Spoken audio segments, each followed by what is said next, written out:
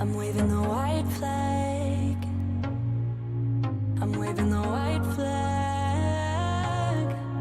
I'm waving the white flag, yeah. It's time for round number 5, which will start at any moment. So when the first 4 games in the match between Anna versus Odin has been played, Odin is leading with 2.5 against Anna with 1.5. So it means that today, when the round number 5 and 6 will be played, Anna needs to make 1.5 points. She needs to win 1 game and at least make a draw in the other one to catch up to make a tie in the match. And I am Grandmaster Pia Cramling. I am Anna's mother, and I will be here to comment the games today, to give my thoughts, my ideas about the moves they are playing on the board. So this is a 6-game match with classical time control. Here we see the playing hall also, the very beautiful playing hall. I think they're sitting in the office in Tech office in Oslo, Norway, and I am sitting in Stockholm, Sweden, and commenting from here. And we see Odin has this very beautiful vest. I really love it, with some chess pieces on it. And today, Anna also, she has changed her outfit. Yesterday, she had her merch hoodie, but today is a new day, and she have changed the clothes. But they have such a beautiful playing hall. I really love to play in a playing hall like this.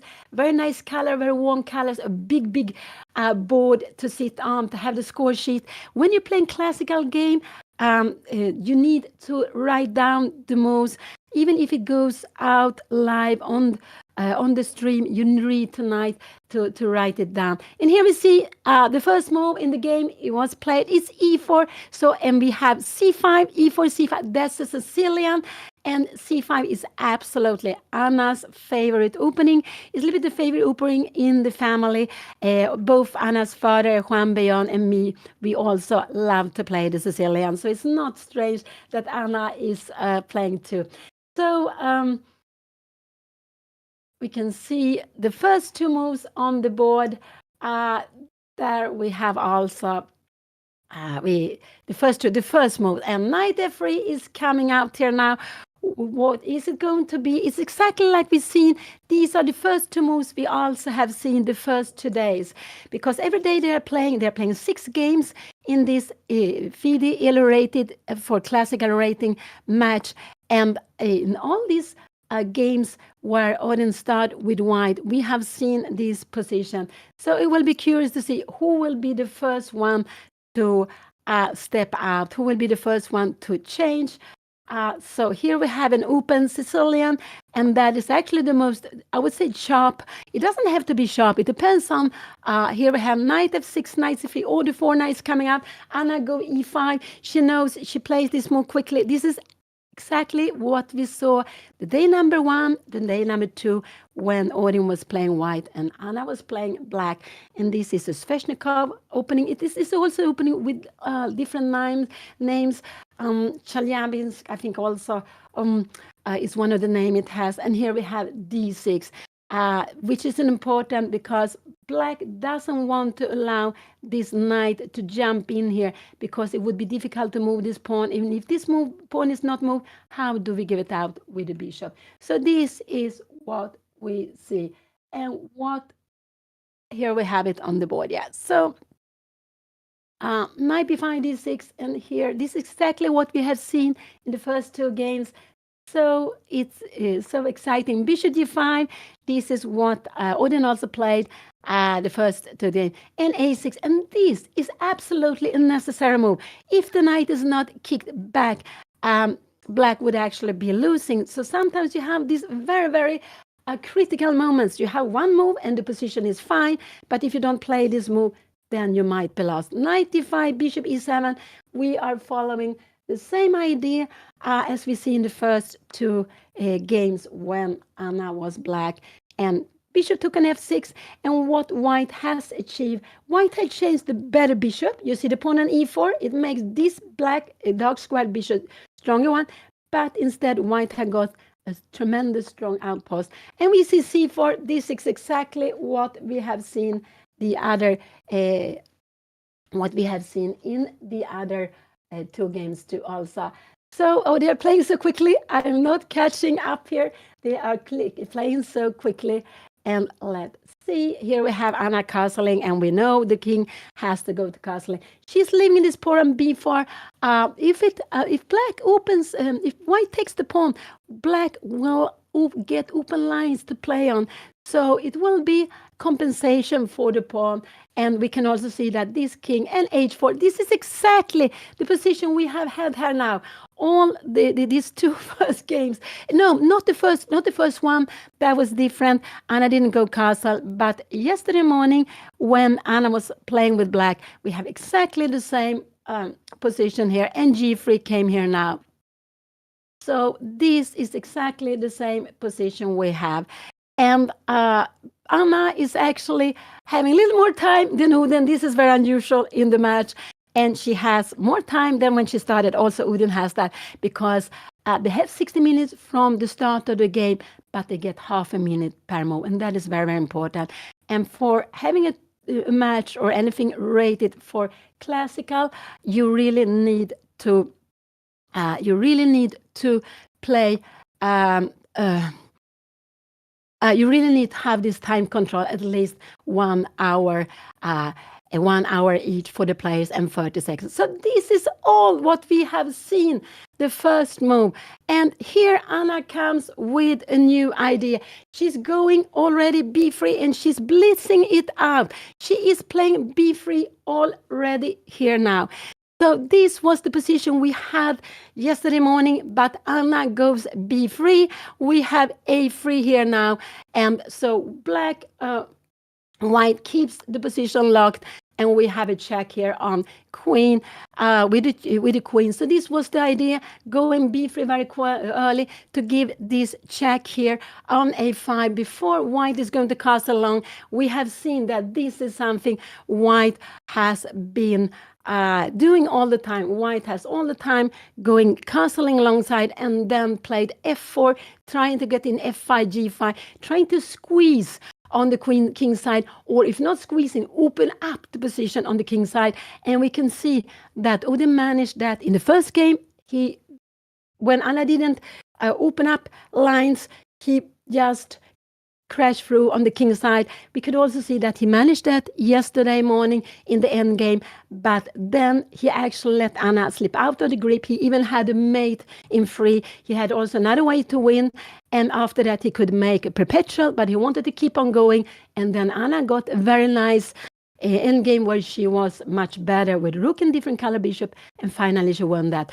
So in the 6 games, the first game with black, Anna lost to Odin in this Sicilian Sveshnikov. The second game with white, Anna in the queen pawn opening, she was white. In the third game with black, also in this Sveshnikov opening, she won yesterday. And yesterday afternoon, in the evening, she lost in the queen pawn opening. And here we have this Sveshnikov again. We have a Yesterday my mom sent me some files. She was like, Anna, we need to finally beat this opening out of Odin. And I studied those files, and yeah, so far we're in prep. He can now either trade queens or he can go back with his knight now that I checked him. I feel pretty confident with what I should do against all of this. So I am excited. I don't want to jinx it though, because obviously I couldn't look at every single move. So there's probably a lot of moves he can do that I haven't looked at. But so far I feel good. So let's see what he does. Okay.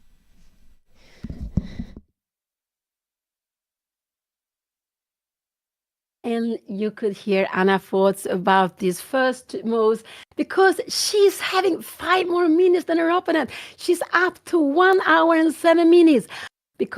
And that is, I just hope that Anna will be able to keep playing faster today, and then the other games she has got down to half minute, I believe, in every game, and that is, yes, very, very tough. But it's also because 1 hour is not a long time for a classical game. It's just quite a short time, and it's absolutely the minimum time you can have for being rating for a classical game.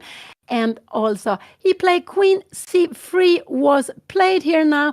That was so he is actually going for an endgame with Queen C3 here now. So Anna, what can she do? She can change. She can also go Bishop D8 if she wants to, just to keep it, to keep it. To keep the pressure here. So that is getting a very exciting position, I would say here now. What is her? That is absolutely getting a very exciting position already from the start. We see a trade of queens is possible here now. So Queen C3 was played, and it came very quickly. It came very, very quickly by Odin, and he is absolutely a quick player. It came so quickly that Anna didn't have time to get back to the board, but she will be there at any moment.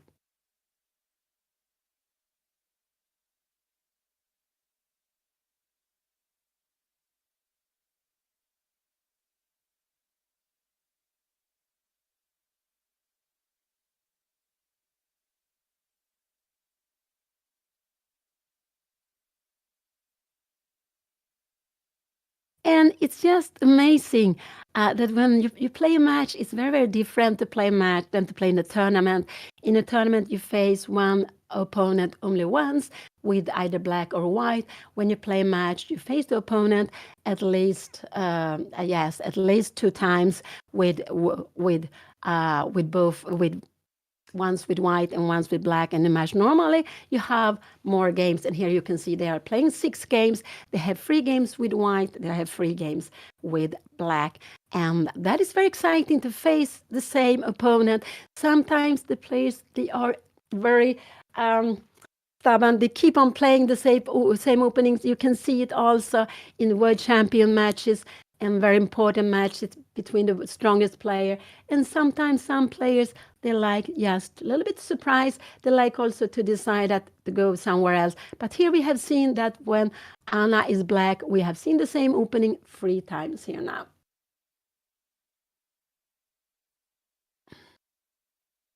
And this is the first match Anna played, which is ELO rated, FIDE ELO rated. She played a junior match during Junior Chess Festival in Gibraltar 2019 against Alfie Onslow. I hope I pronounce his name right. But I was not officially rated. And that, I think, is the only experience Anna has of playing matches. And that is quite uncommon these days. In the old days, she took on C3 directly. This was absolutely fine to play. She could also have gone Bishop D8 if she wanted, but she decided to take. Her opponent will absolutely take back with the knight. I just want to show this is not possible because we will have a pass pawn. So this is absolutely a very logical way of playing. I would say here now that Bishop D8 is logical because we want to bring this bishop around here now. She can also go knight D4 if she wants to, but I would absolutely go here. I would absolutely go Bishop D8. But knight D4 is also a good move to be played if Anna would like to, although I would go Bishop D8 here now. She went knight D4, so it means that this is not possible because we are going to have a fork. I just want to show it. This would not be possible because we would win the game immediately with a fork here. I'm absolutely sure her opponent will go bishop long castling here just to avoid any nasty things. And then I like this idea to bring the bishop here to b6. This is how I would like to play this position. If you're going f4 here now, we can even go maybe g6 and wonder, can we bring this away here somewhere? Maybe this would be not the best way. Maybe just to go something like g6 here now. Let's see, but I would actually go, I'm quite sure we will see a long castling here on the board, and I think he already played it. We have long castling here. So he have the same position. with both white. And here is actually, with the no queens on board, this is a good move, but this is difficult to do. And if you go f4, I just wonder, can we play like this? This is maybe not so good, because after f4, we have this move. And this would actually, because this would actually make it, it's absolutely fine to play this position. It's absolutely fine. And to play a position like this, here it just opened up. And to play, we will go rook f8. We will actually put this knight here on c5. This is absolutely fine to play. Also a little bit careful with the c pawn. Let's see. So here we have the position. And so h5, g6 is actually also fine to play. Now there is no problem actually to play a move like h5. I wonder, h5, can we go f4 here now and maybe go g6? If you go f5, we will take it. If you go bishop h3 here now, maybe we will go like this. And we are never scared of taking this, because we will get such a huge control here on the f line. So this is a good way of playing, but it's not so easy to know how the best way is to be played here. So this really, really interesting stuff from Anna. We're kind of playing the same opening again. She decided to go for a queen trade. Like the strategical fundamentals, I think are the same. I just have like bad memory from yesterday when my king got sort of boxed in behind the black pawns. And so I'm really uncertain if I should go with my king in the corner or stay more in the center. Because now it's sort of a middle game, a mix between the middle game and the end game already. Difficult position. I think I have to play on the same plans with the knight d5 and f4. That's where I'm gonna play. And I think I have enough to cover the c4 square. And but it's interesting if she has some rook b8 and knight c2 at some stage, or some play like that. Okay, will be interesting to see. And the first place for this tournament, it is a von Doren watch, Grandmaster Mark II, which is a really, really nice watch, and I really want to just seal the deal and win now. So and of course we want you all to buy that watch. It's quite expensive, but it's almost at half price, so it's really a bargain. I just want to win now with white, and I will try my best to do that and just seal the deal.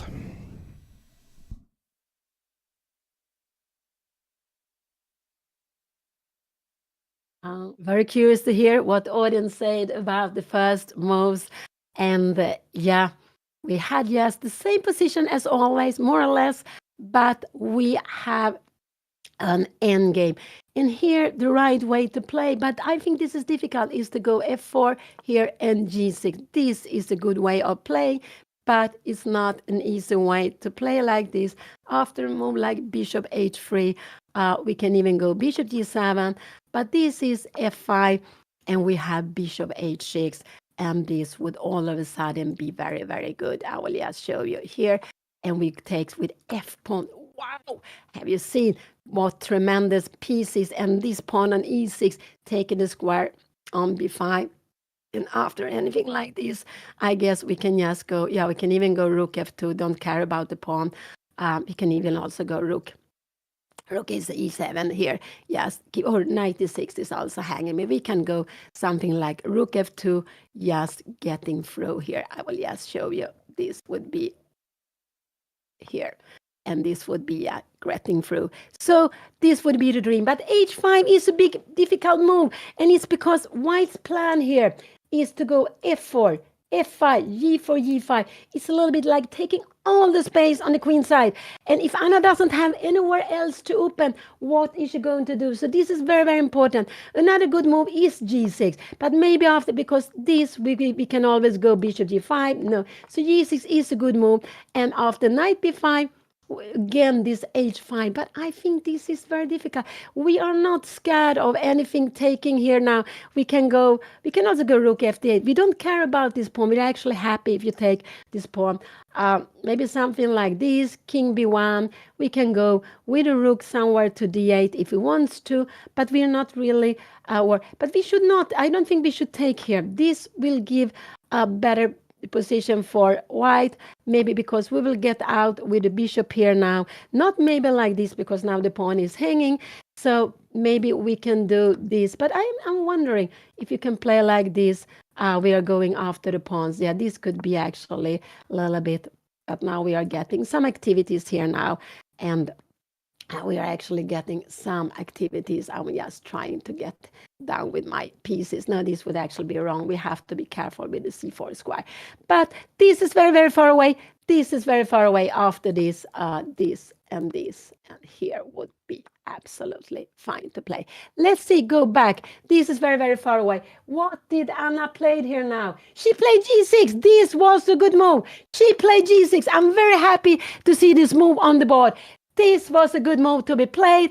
Absolutely one of the best moves to be played. And yeah, we had a little spectator there behind.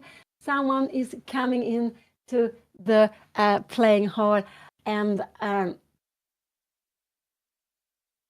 they will play the match. They will play all 6 games, whatever happened in this round number 5. So they will play the last game, which will start 2:30 p.m. CIT time, so this afternoon. So they are playing 2 games today, whatever will happen now in this first game. So they are playing 2 games every day, and that's very, very tough. I know so well these double rounds. I really hate them. They are too tough because you need to keep the energy, and you need also for the second round. The first round maybe is easier, but it's a morning round. Playing in the morning is also not easy.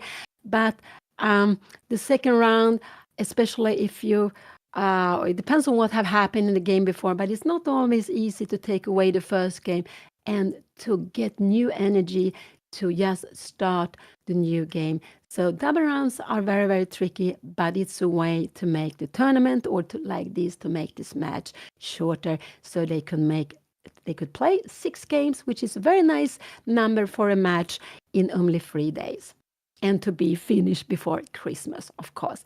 And Oslo is in the heart now of the chess world. They have the final of the Grand Chess Tour with Magnus and some of the very, very best players playing there in Oslo too. And they are also playing the final round. So it's lots of chess activities in Norway.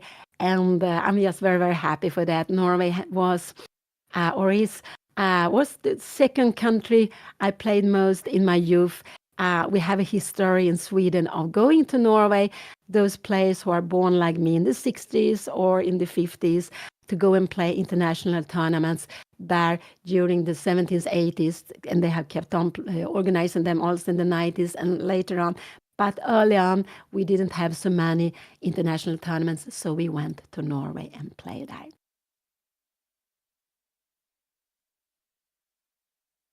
And I just think they decided to make a match that was exciting to see how it is when they play against each other. Also for both of them to experience a match. And as I said, this is the first time Anna play a FIDE-rated match in her life.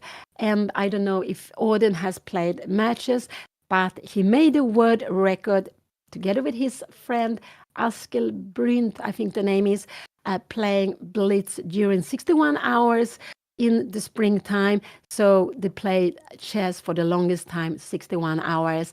And so I think it's not a really special reason, more than it's very, very nice experience to play a match with to play a match against another player, to experience that, and that is not many players who get the chance to do that.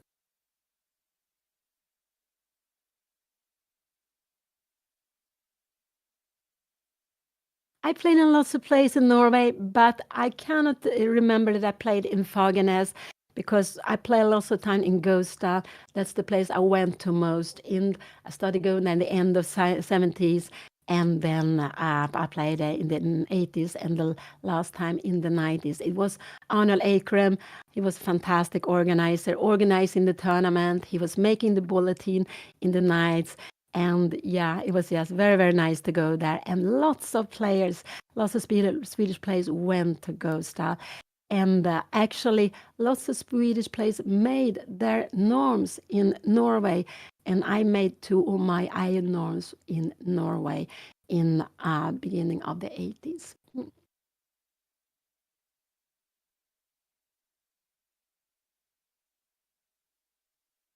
So, yeah, Odin, he is a candidate master. It means that he has reached 2,200 at least once. There are also some other requirements. I think you need to have a special number of games to have been played to become a FIDE, to become a candidate master. Anna is a woman FIDE master. It means that she has reached 2,100 once, and she has had it more times. Her peak rating is like 2179, something like that. Some years back, that is a peak rating. And I'm not sure about the Odin's peak rating, but it's of course more than 2,200. And now he goes knight to d5. I'm actually a little happy he goes with this knight. So he goes knight here now. Now maybe bishop g7. Could be that he will go h5. This is a little bit getting hurt. So actually now here, this is better to put the bishop here on d8. And but this is maybe not so easy to go. And after a5, we can go f5. So but I expect Anna here to play the bishop here now. And now h5 could be annoying. Can we go f5 now here? And we will have a position like this. We go rook 8, d8, and this could actually start becoming good for her opponent, because in the end we have c5 here. So this is a little bit scary. And I think Anna will go. So 95 was a good move. The best is, actually, she can go king g7, but I don't think so. King g7, because we will have h5 coming, and it's a little bit annoying. No, I don't think she will go king g7. So, but bishop g6 was a good move, but I think 95 is a good move also. And it's very much Odin to play like that. He likes to go for initiative. So if Anna goes king g7, he will absolutely go h5. And I think if Anna goes here, he will also go h5 here now. And now f5 is not a good move to be played in this position. She can even go h6 here now, because this is not the problem. She will get this huge line. But if she goes h6 here now, she will not be able to play f5 here. And after a check like this, we will just go king h7. I think so. Just to defend it, we have the knight to d5 here now. And no, the knight to d5. No, these knights, what are they doing? They are just getting not so well placed here now. So it could be if Anna goes bishop d7, and this is the move I expect her to play, but I think bishop d8 is better. After h5, can we now go f5? We can do that, because in a position like this, here we go here. There is really, yeah, you can go up here, but doesn't matter. We can even go king g7. I think we can even go if we want to, or we can even make a move like taking on d5, but even queen g7. We don't go bishop d5. There is a check coming. I just want to show you. This would blunder a piece, but king g7. And if you try to make anything like this between, we just grab the rook. And we could also have taking back, but this is the strongest. So bishop d8 is the move I really would like Anna to play, to go f5. But she took on d5. I'm not so happy with giving away the bishop so quickly. I'm not so happy about giving away the bishop so quickly here now. He will absolutely take back with the knight. He will absolutely take back with the knight. If he takes back like this, Anna can make a check. No, he will not. He will absolutely take back with the knight. But I don't want to give the bishop so quickly that Anna did. But she was annoyed by the knight. I don't really know why she decided to go for this. this.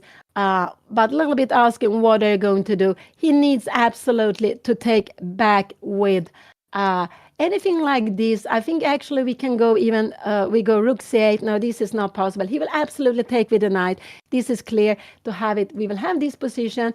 And now bishop d8. This one we have again h5. And this is a little bit, maybe Anna wants to play here and king g7. We can absolutely play this f4 and can we go some f5 here now? This is maybe, I don't know if we can start getting some c5. No, c5 is not good. We have the king on a black square. This is absolutely possible to be played. So she was feeling too many knights here, too many.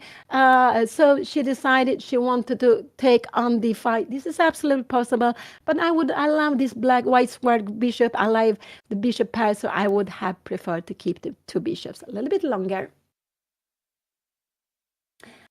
There are lots of pieces left, so it's not long.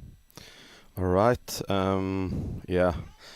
I don't think it's easy to win this position with white, and I've been thinking about like the match situation.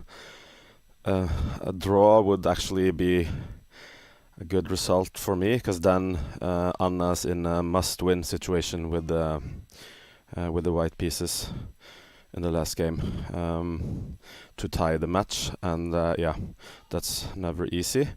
So. Think I have to play a bit more careful than I want to, actually.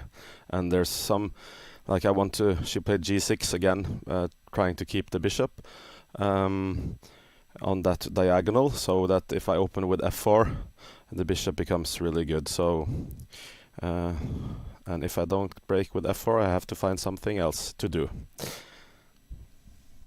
Equality, but I also wanted to show and to bring in the bishop here. This is, let's go back here now. So she took on d5. Anna still has a little bit more time than her opponent, a little bit more time. So he's considering taking with the c-pawn or taking with the knight, and that will be exciting. No, he was up. I didn't realize. That's why he hasn't played. Oh, he went to the confessional. Oh, I'm sorry. I forgot that. He took with a knight, and that's what I expected. Now I prefer bishop d8, but I think Anna will go. I think Anna will go king g7. I think Anna will go bishop d7. But I prefer bishop d8 in this position. This is what I would prefer, and to go f5. This is what I would like Anna to play here now.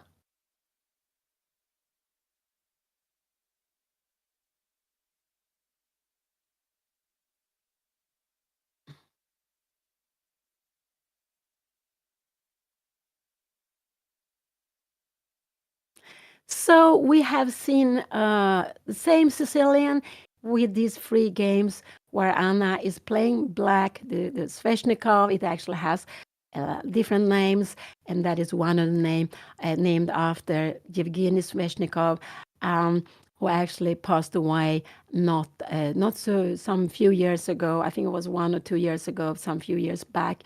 A very creative player, lots of different ideas in the opening, and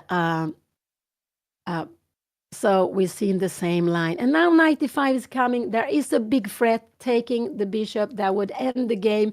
So Anna is not allowed to leave the bishop there. Either she has to defend it with king g7, but I don't think so, because after king g7 we'll have h5 coming, and she will need to go h6. And so I expect Anna to move it away. Will she go with the bishop to d8 or g7? So this is one move, or this is the other move. One of these two moves I think we will see. I would prefer bishop d8, because we will have more space. We'll have this space after h5. Maybe we can go f5 here now. I'm wondering if we can do this. Take here now.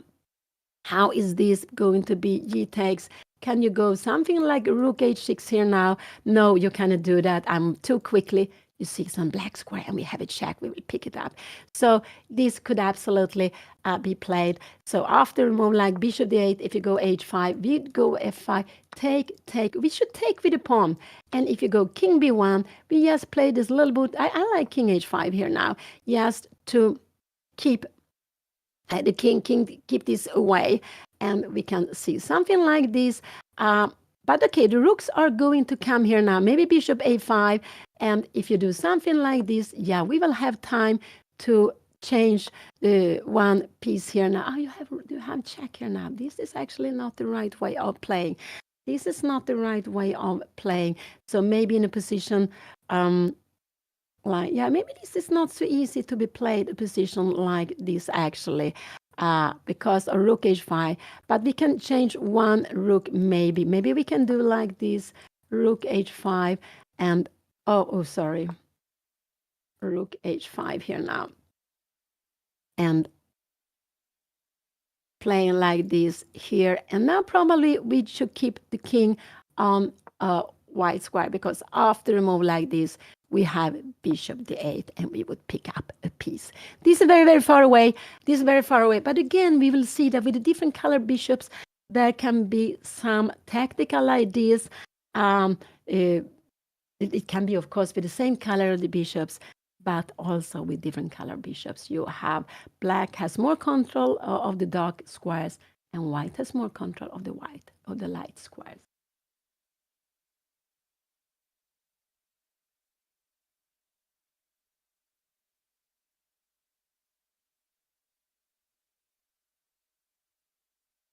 And we see this beautiful playing hall. I really love everything they have. There's such a big wooden board, the digital board directly there. You can see it and behind you see the digital clocks.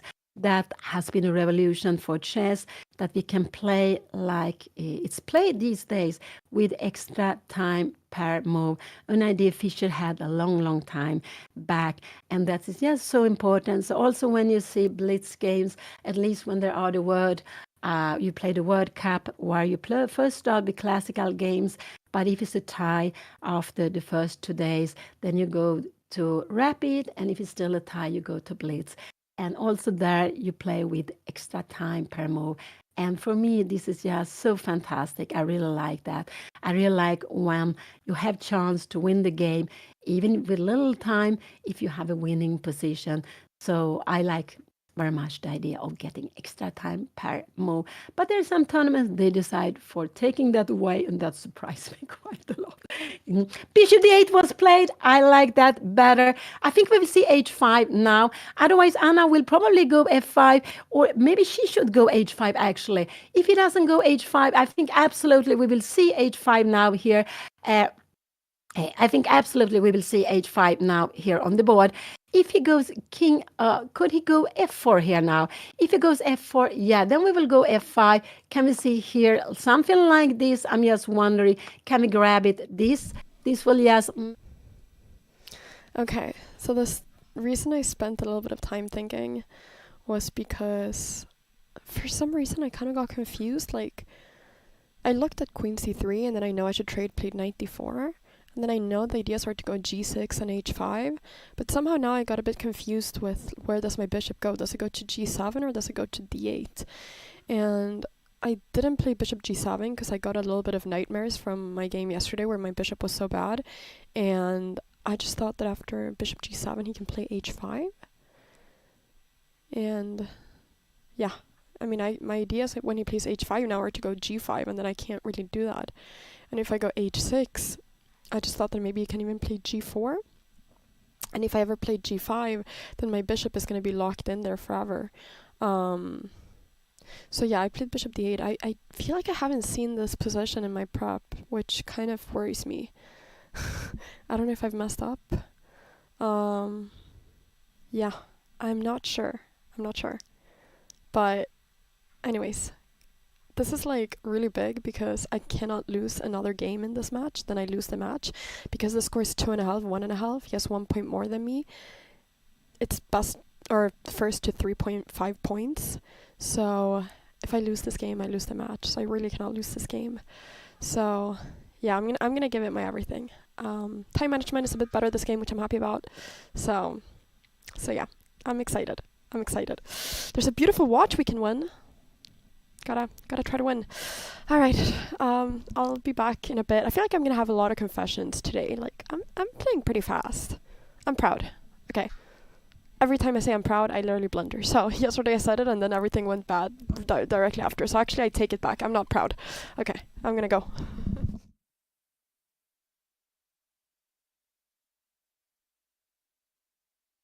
So um, I really love this confessional room you have where the players are telling them their ideas, what they think about the position. And that is just incredible to have. And these things I was dreaming about in the 90s.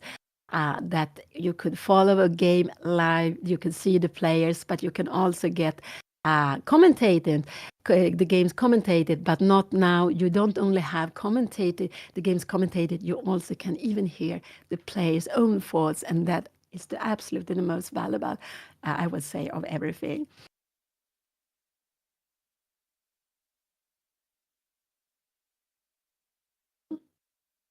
Yeah, I would say it's not so easy to start the day with playing a game quite early, like they are doing. It's just okay. We are all different. Some people are morning people, and they are maybe very happy to play like this 10:30. They were actually delayed today. They were starting maybe like 10:45, 10:50. So it was a delay. But anyway, it's quite early for a chess round, and the official chess time when there are there are the World Cup, there are the Olympiads. That is actually 3 o'clock in the afternoon, and that's a time I really love to play at. Because you have time to prepare in the morning. Normally, you don't know your opponent before the evening before. You have also time to maybe take a walk, time for a good lunch, and to have a rest before the game. So that's really a time I love to play. But we're all different. So I know some players who are very happy to play in the morning, but there are not so many of them, I believe. Okay.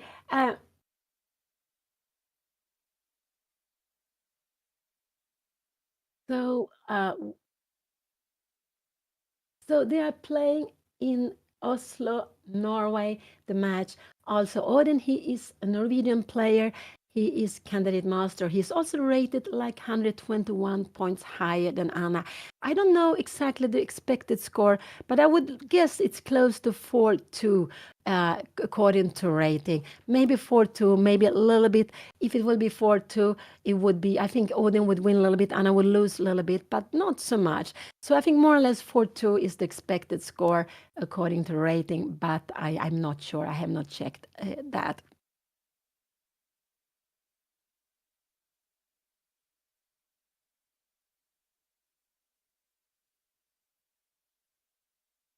And we see they're both very focused at the board. I do hope Anna has got her coffee, her tea, and water. Water is also very good to have. And if you go here, we go f5, if you go something like c5, this is not the problem because now we can even go, we go king g here. And if you go here, yes, we have only one square, but you will not be able to break this open, and we will be very happy in a position like this. We will absolutely be happy. And after knight c3, we can even start walking here. We will blow up the position. We will probably go f3, and we have bishop g5. Look at this fantastic bishop on g5. It's actually better on g5 with the pawn on g4. You will just stay there, and you will look at this h6 pawn all the time. This would be very nice for white, for black to play. So f4 came. He played the same way, but now f5 I think is a good move to be played. Yes, to go f5. h5 is also possible, but f5 is what I would like Anna to play here now. Yes. So we can see that Odin, he's playing these games in the same way, and that's very typical. We have our pattern, how we like to put up the pieces. And so we have, so we go for that. So we can see that Odin is also playing exactly the same way. He also here, like he has played in the first two games. In the first game, the queens were on the board. The queens were on the board for a very long time, and but in the second game they got into an end game, and he played exactly the same way. So f4 was coming here, and of course Anna cannot take here. That would be just losing the game. That would be game over because you lose the knight. But I would love Anna to go f5 here now. I just think this would be nice to be played. And if you take here now, this is absolutely the best way to take here. How are we going to defend this? I'm not really sure. If you go rook g1, maybe we can go, you take here. If you take with a knight, yeah, we will bringing in the bishop. Wow, this bishop is coming in. No, you don't want to do that. And if you go rook d3, yeah, we will go e4. Where are you going with the rook? We will start kicking here. You have to go knight b4, and maybe we will just go bishop b6, planning to go bishop d4. This is just getting very, very good for Anna here now. If you go something like this, knight d3 could be played, and we see these pawns are getting lows. This is also getting lows. So f5, I do hope Anna will play f5 here. It's the most active move to be played, and I really would like Anna to play that. We can see that this is not a threat because she will just take back and she will keep this knight on d4. The only way to take away the knight is with the other knight or to give an exchange on d4, but that is not enough yet. So let's see what idea Anna has, but f5 is the move I really would love her to play. And I do hope she will play that she is in a mood of playing actively, because she needs to play the position actively here also. Her opponent is playing bishop h3 and f5. This is his plan. So she played f5. This was a good move. She needs to have activity. And that was what Anna was lacking in the first game. She never got any kind of activity. And then we could see how Odin, he got in control and he didn't give her any chances. But here now, Anna go f5. She wants to open up for this rook. We see that when the lines, if these pawns came off, this rook would be so much active. And if he takes on f5, Anna should take back with the knight, threaten the pawn, and we could just see, I just want to show, if you go some g4 here now, we have this coming here, and we have, we can even take on f1. I was just wondering, can we not take like this? If you take here now, yes, we have this and here, and we would just grab another pawn. Oh, look at this. And if you go somewhere like this, we are getting so much activity. We're very happy to play this. Now c4 is also hanging. Play this different color bishop, ending with rooks on the board. So let's go back.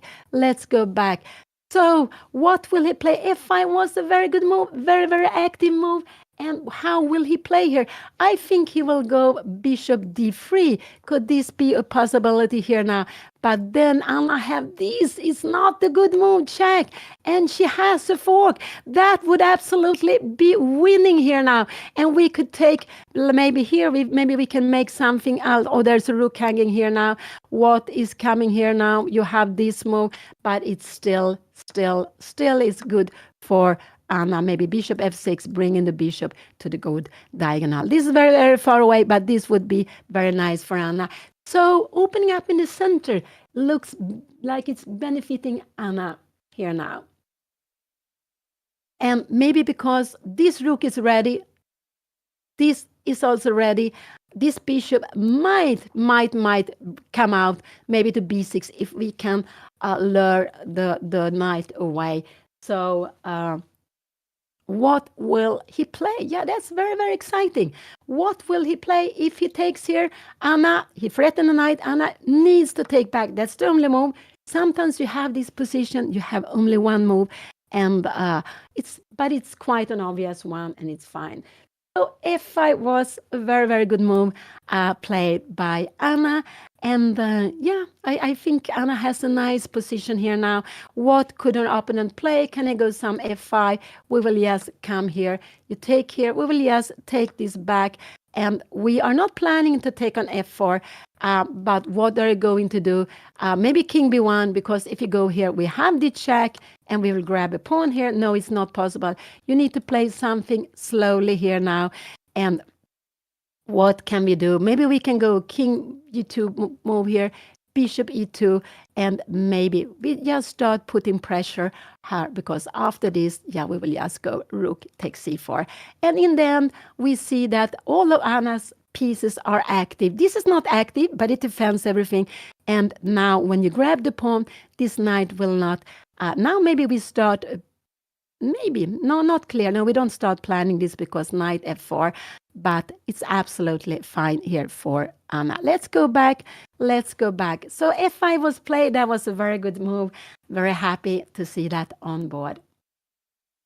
So this is the game number 4 in the match between Anna versus Odin, and it's classical game, 60 minutes for the game plus 30 seconds or more. And they will play the round and round number 6, the last game, at 2:30 p.m. CIT time today. So today the match will finish, and they're going to play both games, whatever happened here in this game today. And the score now is that Odin has 2.5 versus 1.5 for Anna. So Anna needs to make 1.5 points to catch up to make a tie in the match.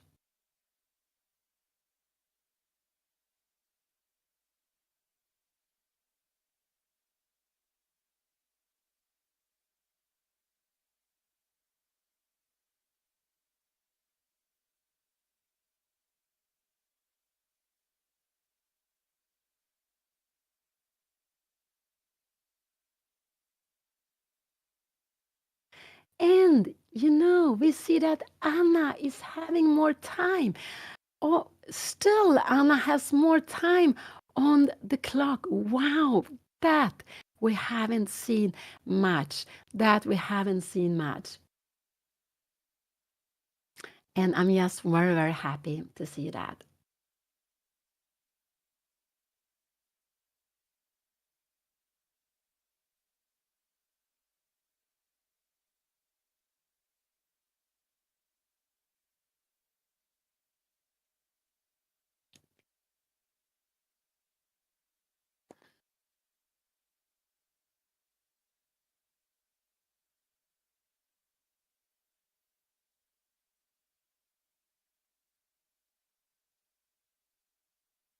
Yeah, this is a FIDE rated match. Well, it's rated for classical rating, and we can see that Odin's classical rating is 2164. Anna's classical rating is 2043. So this is the first ever rated match Anna is playing, and also with rating you can have you have rating for FIDE rating. It's the international rating for classical chess. It's also for rapid chess for games like more or less. I think it's up to 45. Yeah, it's less than 1 hour, or it could be 1 hour, but only like 10 seconds or more. Then it's also rapid, I believe. And you have also for blitz. So there are 3 different ratings for classical, rapid, and blitz. But this match is FIDE rated for classical chess.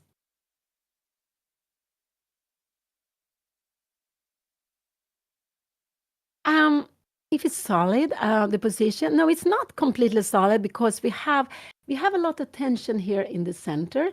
But yeah, in one way it's solid. I mean, Anna doesn't have any problem with her king. There are absolutely no problem with her king. She will always have this square or that square available for the king. And it's important. It's always good to have the king on a black square when her opponent have a white square bishop. Also, when this knight could jump to e7, f6, this king would be a little bit better on g7. And if the pawn would run out to h6, we would go with the king to h8.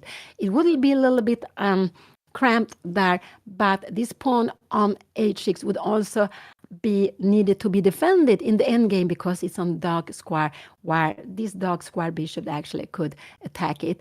So yeah, it's the position is solid in that sense that there is no problems for Anna's king, and we can see that there is no problem for the white king either. But Anna has these pawns which make the king the white king more cramped. It doesn't have so much space.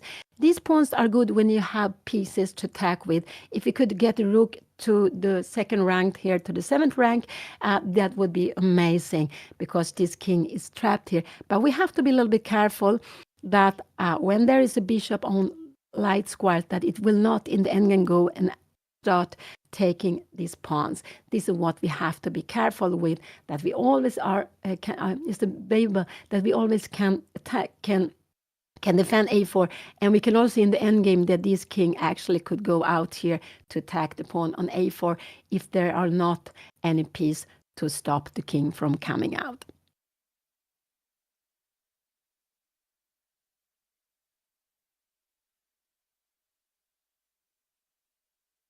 And yeah, he's taking time. 10 more minutes for Anna. Wow.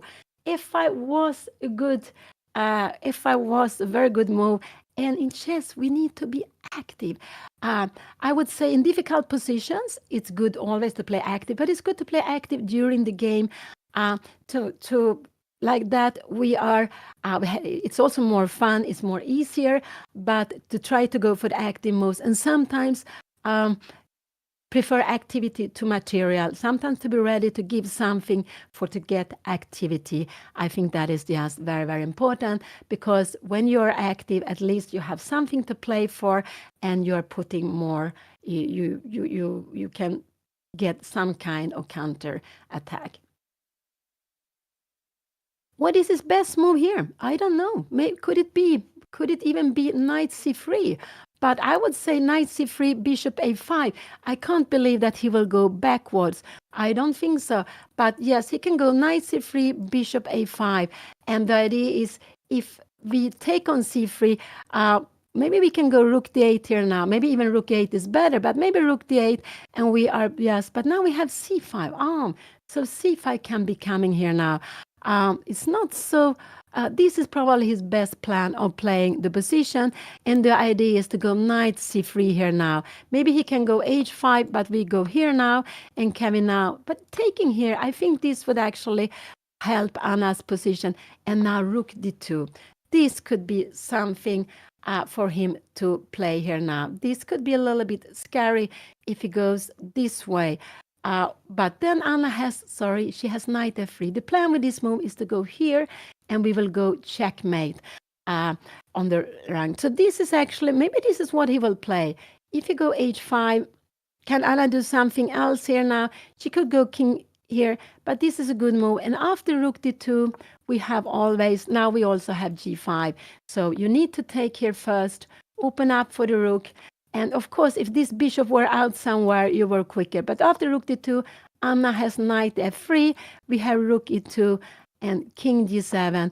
Maybe we can we start taking the pawn here now, and maybe now bishop a5 is a good way of playing. So what will happen? The idea is you cannot go here because we have the check. So this could be possible to be played. And now the rooks, you see these rooks are connected. So you can quickly go out here with the rook to go rook h8, so there's no problem. So if he goes h5, Anna has this beautiful knight f3, stopping the rook. So if he tries to go for mate, Anna has a way to stop it. So this was the way of trying to go for mate. I will show it just one more. Rook d2, threatening this, threatening mate in 2 moves. But after this move, planning rook h2, Anna, she can also defend in another way like this, but this would not be so good. This would be a little bit scary, I would say, running up here and bishop c4. It would actually be a little bit scary to play this. So, but knight f3 is a very good way of stopping it. Taking on f5, I like Anna to take back with a knight. I think now her opponent will get into problems here if you play this. He can go rook h3. Can we take on f4 maybe? If you take with a knight, we will absolutely. We have this. What is going to happen here now? We have a move like this, and we have maybe g5. No, we go rook c8. This poor pawn, we're just going to win the pawn. This king is still on c1. We will grab this pawn. So, Okay. So for the first time in this match, I have a pretty big time advantage, which feels great. I'm like, what do I do with so much time? This is crazy. But I shouldn't say that because I'm going to need it. But yeah, and I feel pretty good. I like my position. More than anything, I don't think my king can get checkmated here anymore. I can always go king h8, which is the idea of this, that I'll forever have that as a square that I can run to, either g7 or h8. So here, luckily, I don't think I'm getting checkmated. Yeah, I'm still having kind of nightmares from the checkmate that I had in a position similar like this, round 3. But so far, so good. I'm happy that I finally was able to play f5. He's been playing f5 every single game. It just looked really good. Did I calculate everything? No. I just know that there's a lot of ideas of going f5 here, and this just looks like a really good position to do it. I think I'm happy I played bishop d8. Yeah, because now there's no 97 checks or anything. Yeah, I'm also not sure if I should, instead of have played g6, if I should have gone for h5.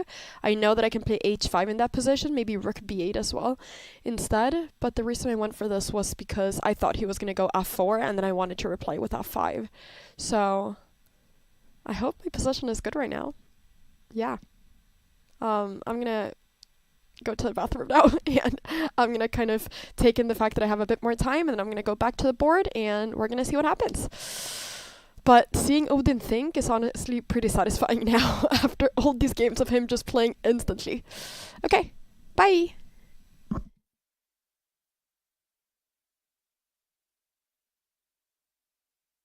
So Anna went to the confessional room speaking about what she thinks about the position here. We see her coming back to the board, and she can see that her opponent move. He played this h5, but now I also like this move.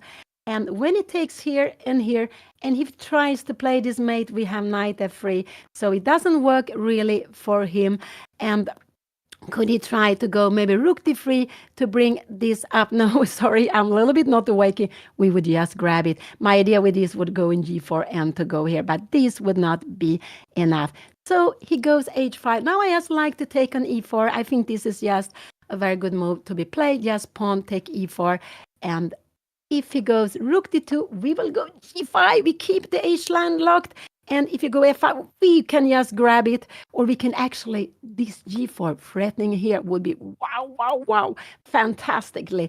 And after a move like this, I guess, yeah, we can even go check here now, king here. And we can go, yeah, we start pushing what normal pawn. So taking on e4 is what I want Anna to do. She gets a pawn extra, and after taking on e4, I guess her opponent will go maybe rook e1. Could that be possible? But then again, we have not. Yes, are you not entertained? This is, yeah, everything is hanging.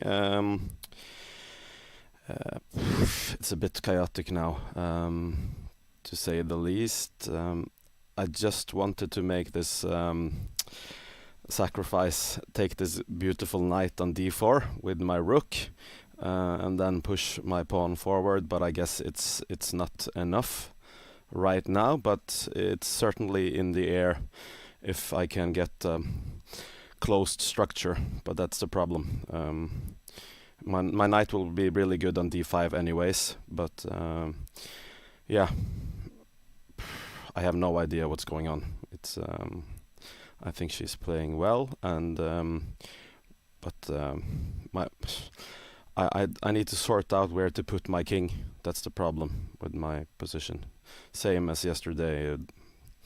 It's sort of out of play if I tuck it in the corner, and she has some bishop a5 to prevent me from going further into the board. So yeah, difficult position.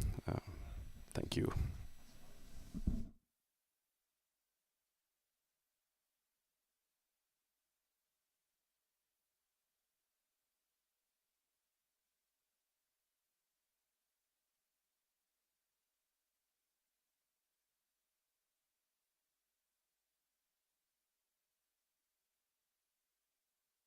So I was just thinking, you heard Odin now, both of them have been there speaking about their thoughts, their ideas. And maybe Anna will go g5. It could be possible. If she's scared about the open g line, she remembered that there was a mate yesterday exactly on the, if she's scared about the open h line, she might remember yesterday that there was an open so this is actually a move I think Anna is considering, but just taking the pawn is absolutely fantastic because there's no good way for white to take this pawn back if Anna goes here. And if you go something like e4, yeah, we will start pushing this pawn, and it's just, no, if you take here now, we will actually go e2, we will win a piece because you don't have time for this. We can take on f1. We can actually play a mate here now. I just will show you the mate, and we will have a mate like this on the last rank. I will just go play it over. So let's go back. So I love to take on e4 because it will not be easy for her opponent to get this pawn back on e4. Not at all, because there are tricks against e3. So that's why I like her to take the pawn on e4. It's a very exciting moment. What will Anna go for here? And of course, when you're sitting at the board, there's so many possibilities. So I think this is absolutely one she's thinking of. I think actually this is another move she is thinking of. These are the two moves I can consider. Could she also go? No, this could actually be a move she could be thinking of also. But I don't like this move because of c5 take. Can we go take here now? What is going to happen? And we have we can take here. This is getting scary. So a bishop a5 is a move that could cause her problem. I do hope she doesn't play bishop a5. She actually take on e4 is a very, very good move, because this e-pawn will be very, very annoying for her opponent. I was showing a line like this. What did I show here now? I made g4, e4. If you go here, yeah, you can absolutely take like this. But I wanted to show that this will be just a piece more. And it's just no chance for white to play this. But of course, this is what you would have to play in a position like this. But with a piece more, there is no chance of saving the game.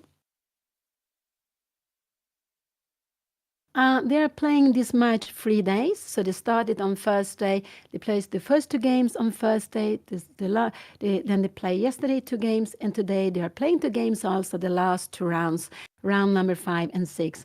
And the score is 2.5, 1.5 for Odin against Anna. So Anna lost the first game. It was a Sicilian. It was this Sveshnikov Sicilian, the first round. The second game was a draw. It was a pawn. It was a queen pawn opening. And the third game, it was also this Sicilian. But they always changed. And then Anna, in the end, she won the game, but there were lots of drama in that game. And fourth round yesterday afternoon, Anna lost in another pawn queen opening. But she had fine position. She had a nice position yesterday, but in the end it went wrong. And Odin played very nicely when he got the grip. He played nicely, but he also almost let Anna to escape to a rook endgame, which he won. It was winning, but it was close that Anna could escape with a draw yesterday. But in the end, no, it was, even though he had a mate before. So it was very much drama yesterday also in the game they played. So the score is 2.5, 1.5 for Odin. And we have these 2 last games to be played today. And whatever happened in this first game, Anna they are going to play the last game also.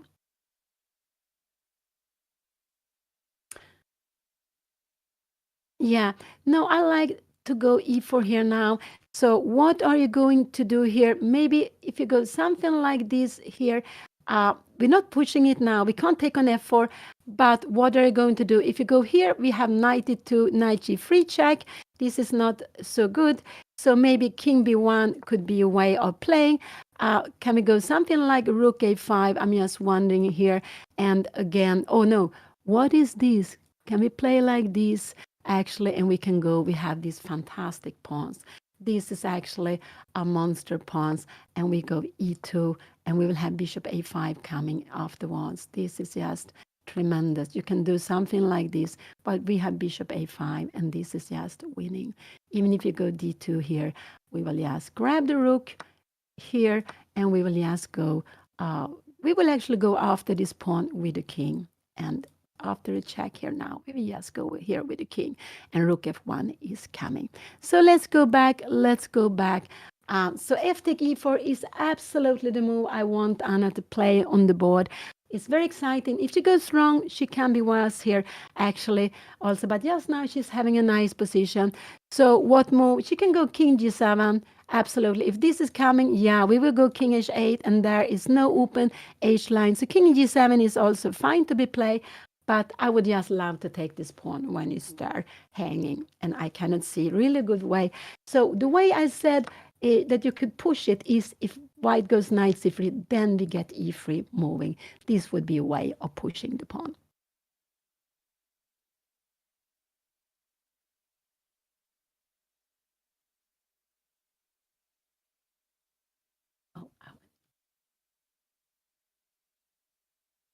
So see, here we have and we can see how Anna is fully focused on the bond. She is fully focused. I do hope she is awakened also. It's a morning round. Anna, like me, she's not very happy playing in the morning, not at all.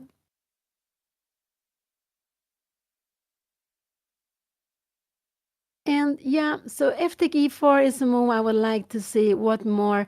Or king g7. If she doesn't do anything, yes, king g7. These are the two moves I would like to see. But not king g7. I really would like to see f take e4. Just grab the pawn and to see what will you do here now. So, but maybe it could be that she's scared of this. Rook d2. Remember, this is coming knight f3, rook e2, and now king g7, and you will take here now. But this is very far away. We have this beautiful bishop a5, and after anything like this, we can go rook h8, and we are having, after a move like rook f1 now, no, it's not possible. We have a fork. So now all of a sudden, this bishop is coming out. So really f take e4, and looks like everything is working very well for black. Anna goes for the pawn. So now Anna, with the time, she's getting close to her opponent's time with, but she still have more time. And I prefer Anna use some time here now to find the right way, to find the best way. So king g7 or take on e4, but absolutely take the pawn when you can do that. And that is more Anna's style, to take the pawn, but it could be that she's scared of something on the king side. But there's actually nothing to be scared of on the king side. What could it be? Could it be that she, Anna, like this, could she be scared of a move like this? No, we would just grab it. I want to see queen h6 here now, and we will go just knight f5. We're kicking it here, and king f7, and pour this rook, you will have a piece up. And the idea was, I just wanted to show you what was my crazy idea with taking here, take, bishop d3, take here and here. The idea was that after king g7, rook h1, but there is still not a problem because we can go king f7 and we can run away. So it's still absolutely a piece more without the problem. So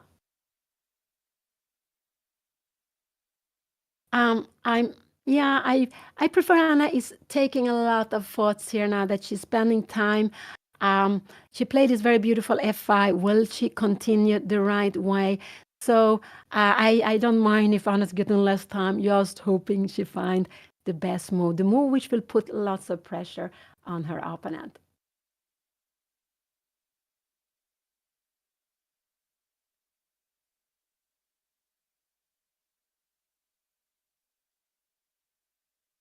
If she goes here, could it be that her opponent will go c5?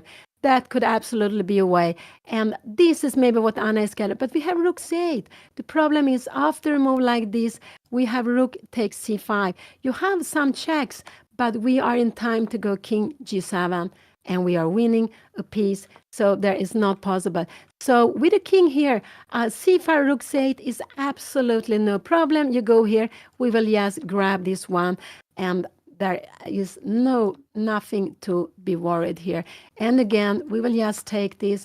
Rook h6 is no problem. We can go king f7, and we will run away to e8. And then we see this bishop is fantastic, keeping control of all the checks this knight could have. We can also run away to e6 here now, because the knight is not, if a check comes.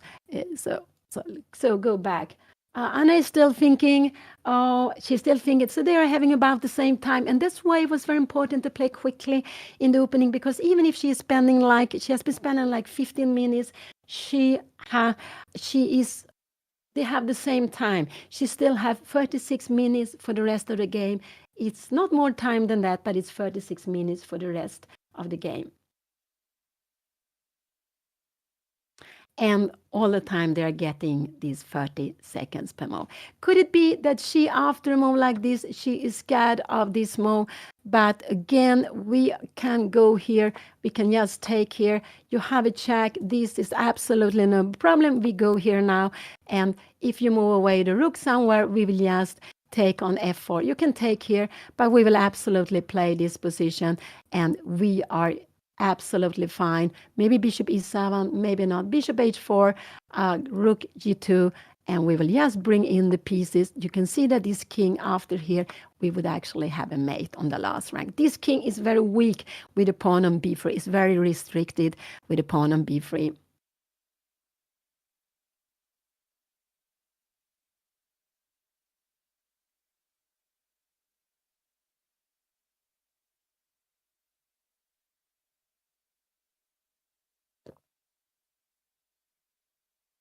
Yeah, king g7 is a good move also.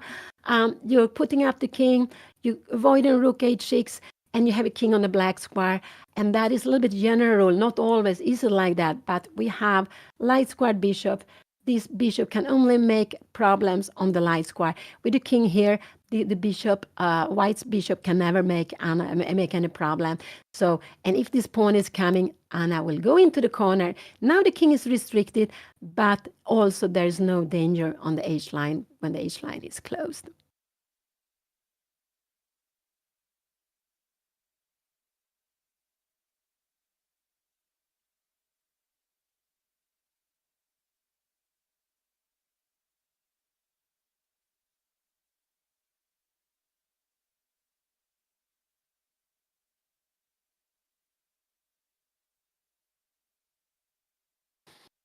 So exciting to see what Anna will play. So exciting. And this is one of these critical moments where you need to think. And Anna has been doing that. And but this is absolutely very good. I'm very happy she's taking her time here now.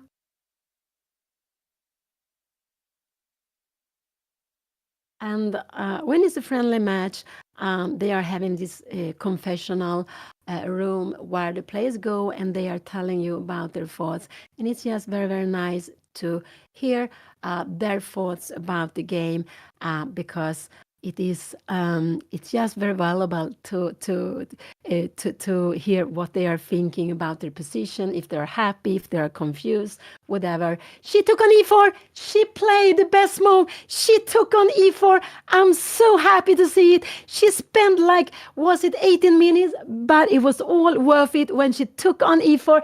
This is the move that is putting most pressure on her opponent. She grabbed a pawn, and normally Anna likes to grab pawns, so I'm not surprised she did it. But she wanted to check that there is no danger, at all taking the pawn. And I can't see any danger for her. Instead, I see that this pawn could be it could be as... Okay, I spent a lot of time calculating. I'm entering a really scary position because there are risks that I get checkmated the same way I could have gone checkmated game number 3. And I know it, and my initial reaction was to play g5 now instead of taking the pawn, especially because Odin thought for so long and actually calculated and then play this. I don't know if I just did a huge blunder, but I believe in this. I think I'm surviving. I've been calculating and I can't see... Like, I cannot find why this is so good for Odin. I cannot figure it out. So I thought there's two things I can do. Either I can just believe that I can't take the pawn, even if I don't see why, and do something else, or I can go for what I think, which is that I can take the pawn. Might be wrong, but I think that I should go for what I think is right. So, yeah. If I get checkmated, like I could have gone day 3, like I will literally never play this opening again. I would literally retire from this opening here and now. I cannot get checkmated in that way. Also, when I made the move, like Odin looked at me like, really? And I was like, what am I missing? Okay, yeah, I'm gonna go back. Mom, hope you're doing great. Chat, hope you're doing great. Everybody watching, thank you for watching. I'm gonna continue.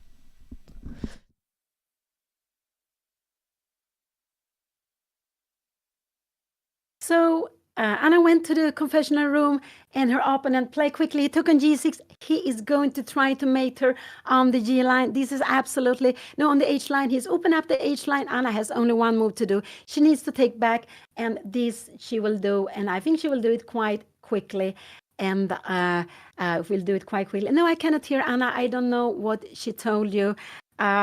But she gave you some insights of her thoughts of the position. She will absolutely take back, and we saw it quite quickly. That was the only move she can do. She can't give away that pawn. It's a valuable pawn, keeping control, and it's also a little bit putting the king much safer. Now, only king g6 would be fine. And remember, rook d2, Anna has knight f3. She has knight f3. So what could we see here? c5 is absolutely no problem. We have seen this. Could c5 be a problem? Can we go rook c8 here now? Bishop c4, and we go here now, and we can see knight f6. This is not the problem. It's not a mate.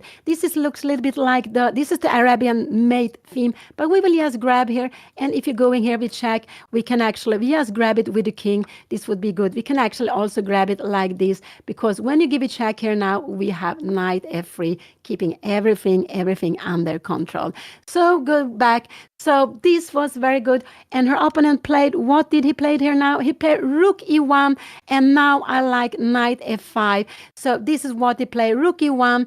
Anna can also, what more can she play? But knight f5 is a good move to be played, because after knight f5, how are we going to defend the pawn? She's planning a fork here. If you go g4, oh, this would make everything worse. We would just go grabbing here. We have seen this. This would be absolutely terrible. We have all this, look, king on the black square. I just want to show you. And there, rook hanging, king is check. This would be the end of the game. So I would just like to see knight f5. The idea with knight f5 is that you cannot take the pawn because we have knight to g3. And you cannot try this move to go here and mate, because again, we have a knight to g3. So knight f5 is a fantastic good move here now. So knight f5, this, you don't have time for this. We come here, check here, and you go something like rook g1. We will just, or you go rook h3. We will just go take here with a pawn, and you don't have rook h1, try to make a mate, because we will just grab it, and this is just winning with exchange up and lots of pawns. So knight f5 is a very good move. If Anna goes knight f5, I guess we will see rook h3 coming. Anna can take the pawn here now, and in a position like this, her opponent needs to take back. This is not such a good way of taking back. Oh, we can even go g5. Whoa, wow. We can even go g5 here, and we are going to grab this poor pawn here. We have knight g2, and you see this bishop. Where is the bishop going? If you go somewhere here, we can even go rook f2. We are just getting everything here now. We have a fantastic position. We are getting in with the rooks, and this is pin you don't have anywhere. But this is very far away. So knight f5 is the move I really like Anna to do, and it's just to threaten here. If you go rook g1 here now, we can go e3, and the problem is you cannot take it, because in the end we will have a pin here now. Even c5 here, you get the check, but you see there is still a pin with the two rooks standing on the diagonal, and you will win an exchange, and with that you will also win the game. So knight f5 is what I really do hope Anna will play. She can also go e3 here now, but I think e3 is more a difficult move, and go right knight f3. What will happen? The plan is, if you go here, we have e4. We will just stop more marching, and if you come here, yeah, we will go bishop a4, and I guess, can you go knight b4? No, this will be to pin. So actually e3 is a good move also. If you take it with a knight, we will just grab this pawn and rook f4, and we have this position. So e3 is a good move it's absolutely a good move also. But I like knight f5, but both of them are fine.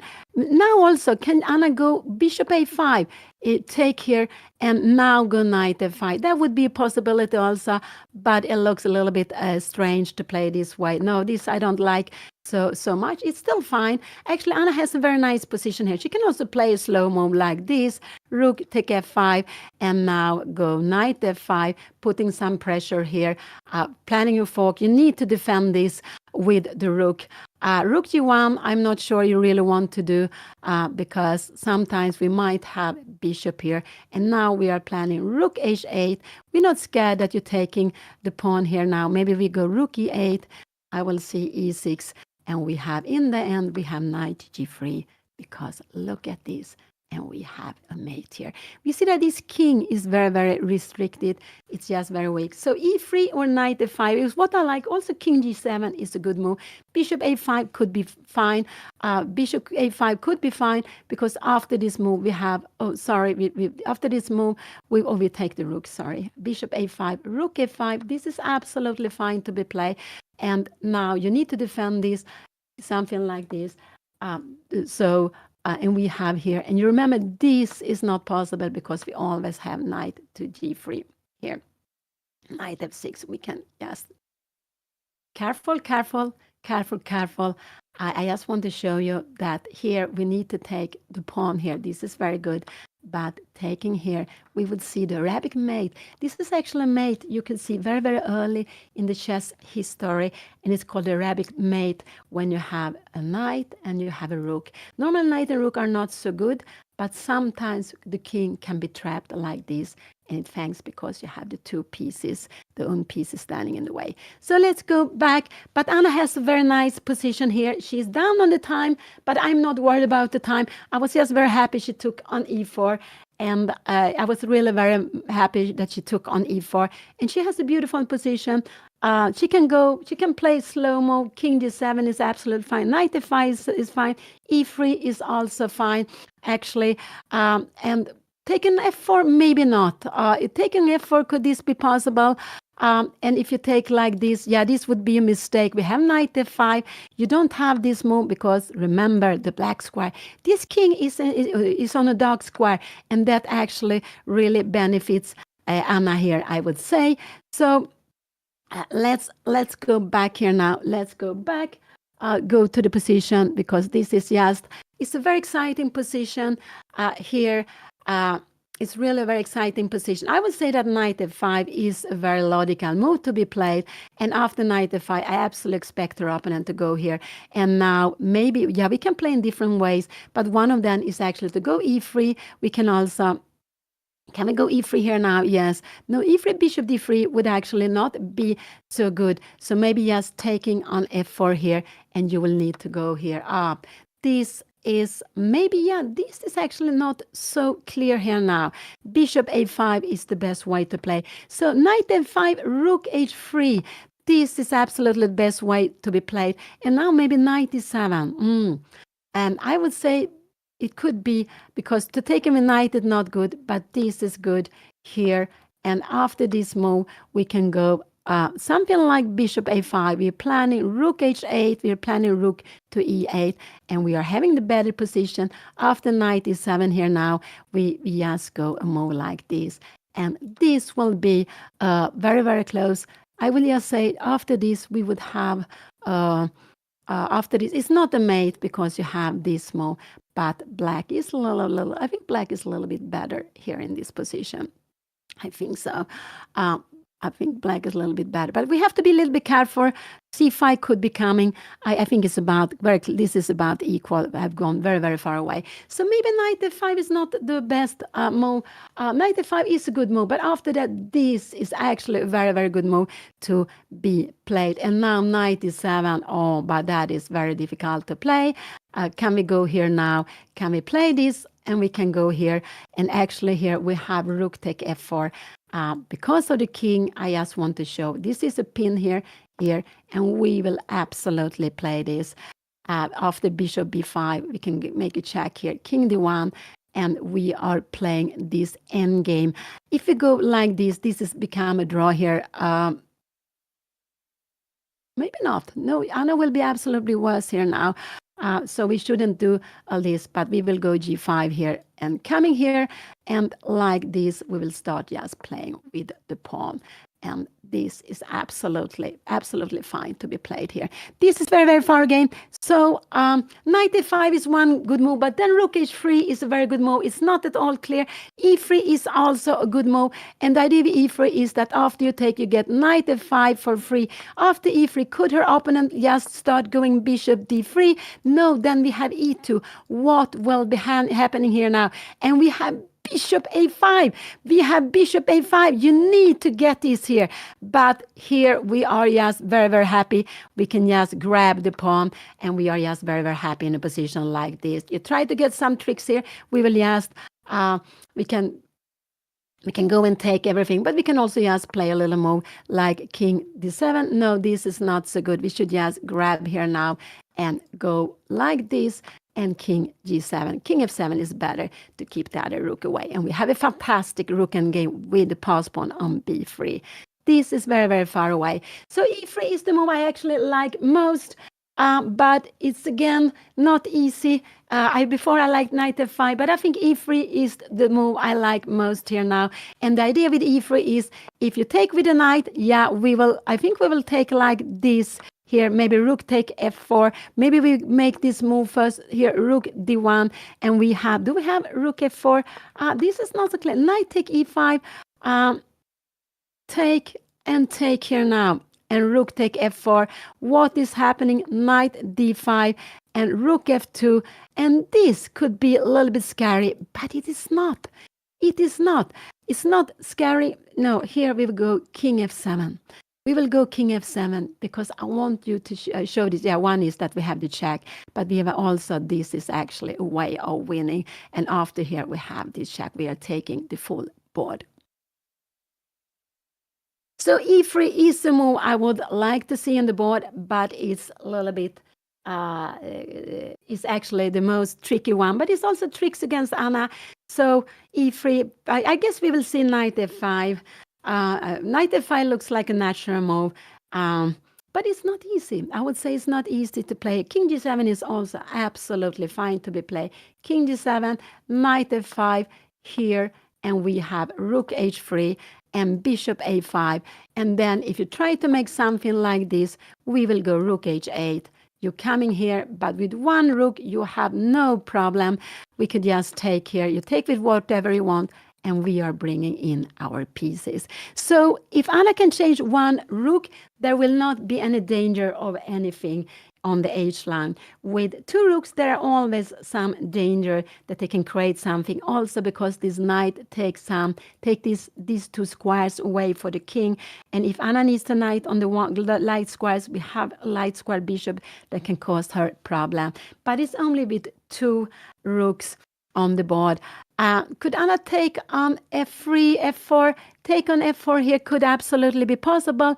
The best for her opponent is to take back with the pawn to play this position. And now to go knight e6. This is absolutely fine. If you take here now, we can go knight to f4. The point is that if you take here now, we will just grab this. We have seen this before. And because of the king here now, rook h4 is coming. We will go rook f4.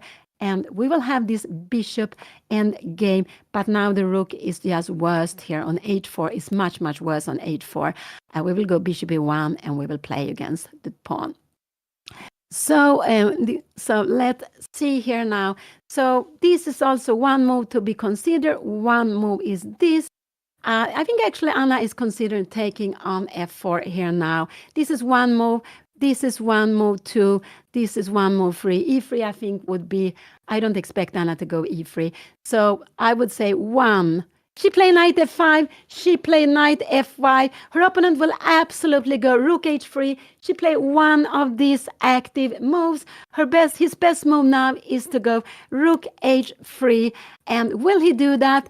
I think absolutely he will do that. He doesn't dare to have the rook on g-line, and he also wants to keep rook h3 will absolutely be coming here now, because after rook h3 he is planning this plan to go. Can Anna take here? Do we have time to go something like this? No, we have this.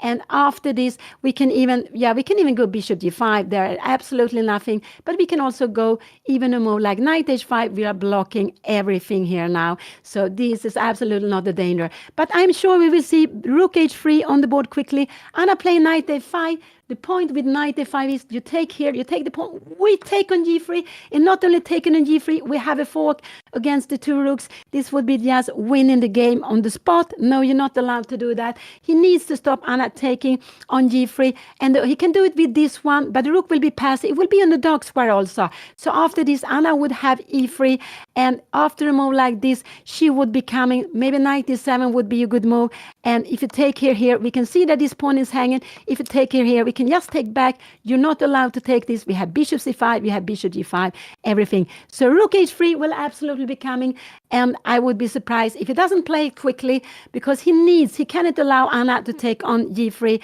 Can he do anything like this? No, this would not be a good way of playing. Anna could just go rook take f1, check here now, take, and here. And she is just having a very good position. This is very good. She threatened rook c1. She could even give a check first also. But she threatened rook c1. And no, not a check. This is better, because after rook g1, we will just go and we will just defend the pawn very easily. And we have lots of pawns extra here. And more than anything, maybe rook g4 is coming, but we are going to play with the rooks. And remember, this king is very weak on the first rank, and the rook and bishops is good together in the end game.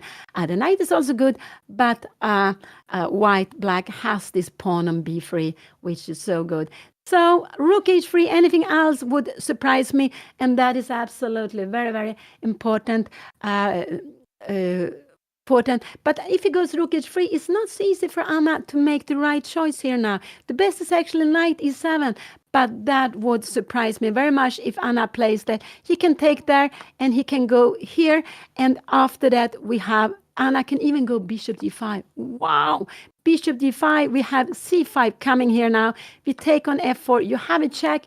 This is no problem. We put the king on the dark square. It's actually the only square we have, but it's enough. You're taking here. We take with the check. We can actually take with the rook, take away one of the rooks. We want to play the end games with only one rook, because with two rooks, they are always tricky. We have very good end games. Remember the game from yesterday morning.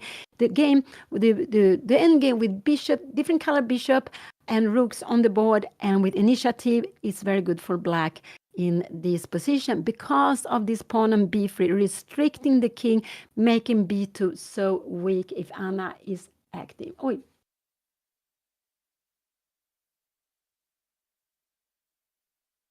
Rook h3 came here now. So now knight e7 is the best move, but I would doubt Anna play that. What can she play? King g7 is a good move to be played here. I believe she will take on f4, but knight e7 is the move I like. King g7 is also a good move to be played. And after here, actually, to go maybe bishop a5. If you're coming here, we can actually, now we have this knight g3, which would be winning on spot. So this, I think, actually, it's a good way of playing. So Anna could... So king g7 is actually a very good move to be played here. To put the king more safe, you have rook h8 coming, and after this we go here. You are not allowed, you can go some c5 move if you want to, but no, you cannot do, because we are going to pick up here. If you go somewhere here, we put this check here and board this king. You need to go knight c3, but now everything is coming. We will start going d5 and d4. This is absolutely just winning for black. This is fantastic. She's getting all the pieces into the game. So what did Anna play? What did she play? She took on f4. Yeah, this was not the best. This was actually not the best. Her opponent will absolutely take back with a pawn, and that was not the best to be played. Now the position is only a little bit better for Anna. She should have kept the tension, and this I think her opponent is very good to do. He's very good to keep the tension. Anna likes normal to clarify, and here I think she did it a little bit too early. She should have kept the tension because she's opening up the line for her opponent. But let's see now here. We could see after this now, can Anna go knight e7 here now? This is a good move also here to be played. But after here now, we have Anna needs to defend here, and this is about equal this position. We have rook here.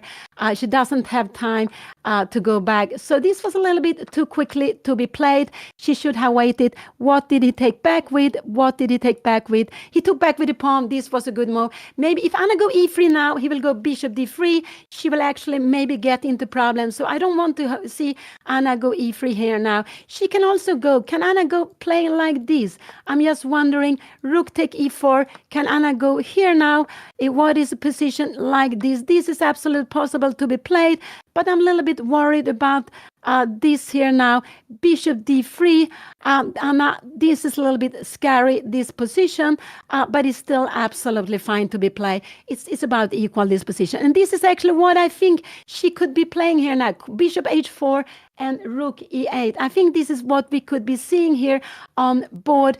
Bishop h4, rook take e4, and this move. Can we go something like this? Could this be possible? Yeah, this is also possible to be played, and we are moving back away the bishop. This is absolutely possible to play this position. We are putting the bishop. I don't know actually where it should be. Now we have knight c3. Yeah, this is actually getting a little bit scary because knight f4 is hanging. She needs to go king g7, knight c3, and now we have a move like knight g3 here now. Oh, it's getting so scary. So Anna taking an f4 wasn't the best. Now this is the right way of going. Taking here now and rook. Can we go rook e8? No, it's a fork here. You need to go king g7. We can't go rook e8 here now because we would lose the game on the spot. There is a fork here now, and we would take it. And we remember this is never anything possible to play because the rook is too strong in the endgame. We cannot lose the rook. We need to keep one rook. But this is actually a good way of playing. And king g7. This is absolutely a good way of playing the position. And then quickly go rook e8 now. If you try something like this, we will go rook e8. You don't have time to go for a mate because we will be first with a mate on the first rank here now. So this is what I actually would like Anna to play. I would like Anna to go bishop a4 here and king g7. This is what I would like her to play. And after knight g7, we have rook e8. I don't think it matters with what rook you take. We coming here, we check, we take back with the pawn, and we have this position. And here, this is about equal. You're coming here, check here now, bishop d1, and here we should just keep the rooks. We should just keep the rooks. Maybe rook f4 coming here, and we will go rook took f4, and this is absolutely about equal. If you go something like this, we will just go rook, we will go somewhere, maybe rook f2, starting to make some threats, and this is absolutely very, very fine to be playing, absolutely very, very fine to be playing. We can even go, maybe not bishop d6, but just bringing away the bishop somewhere. So this is very, very fine. So bishop a5 and king g7 is what I hope Anna will play. But I think we will see bishop h4, and that is not as strong. King g7 is a good move to be starting with. This is not so good because of bishop d3, and Anna will get into problems with the rook coming here. This would be very, very dangerous to be played. So not e3 now, not e3 now. That is what we don't want, this bishop to coming out. So king g7 is a good move to be played.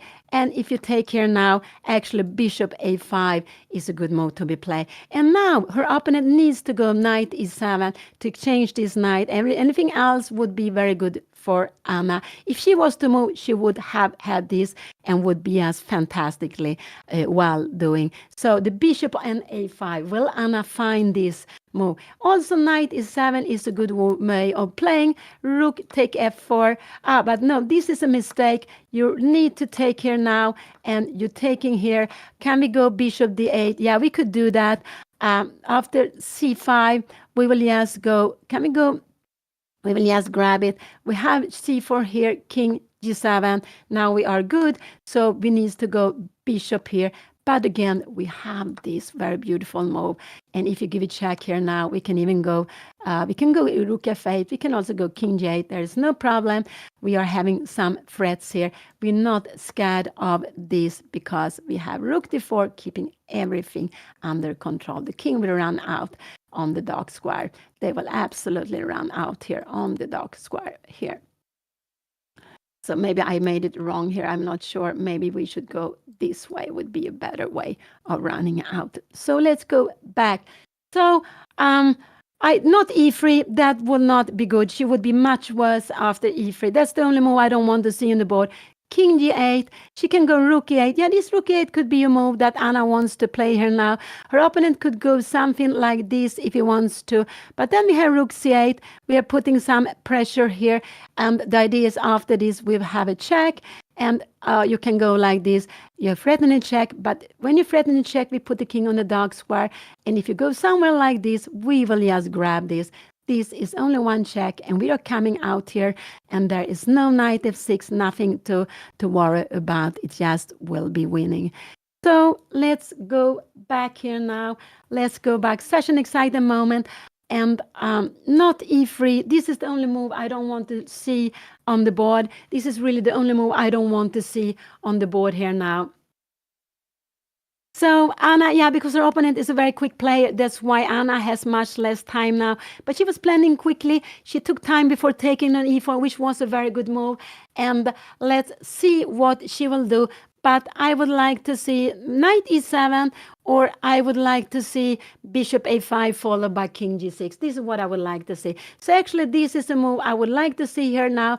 Can you go here? Can we do rook h8 here now also? No, this would be a mistake because we have this. And you see, it's not coming out, the king here now.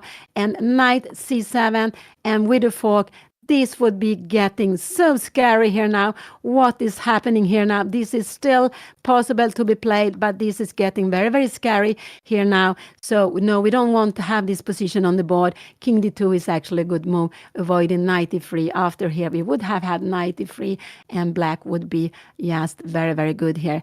But let's see. Oh, it's so exciting. King g7, bishop a5, or knight e7 are the moves I really would like to see on the board. And I'm getting so nervous. I always get nervous when Anna is having a fine position.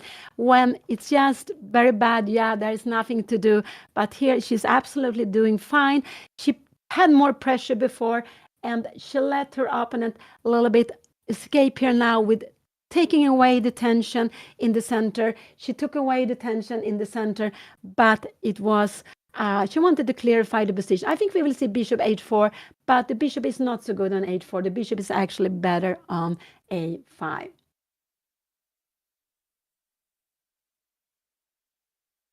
Oh, wow. And Anna is getting done. You see, only 12 minutes. So 60 minutes for the whole game is not a lot of time. It's quite little time, actually. And Anna's next tournament will be Rilton Cup, the beautiful traditional tournament held in Stockholm during Christmas, going on from 27th of December until 5th of January. That's what Anna is going to play next, and I will be with you then, comment on her games. So that is the next thing coming up very, very soon. And yeah, that's the next thing coming up very, very soon.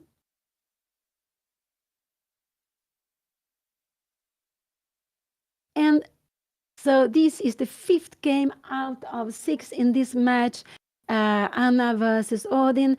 Odin is leading with 2.5, 1.5. He's also the higher rated player. So I guess the score is more or less according to the rating. And but we have still more 2 games to go. We see this exciting. Yeah, she went there. I was not so happy about this move because he will take on e4. She will go rook e1. There will be bishop d3.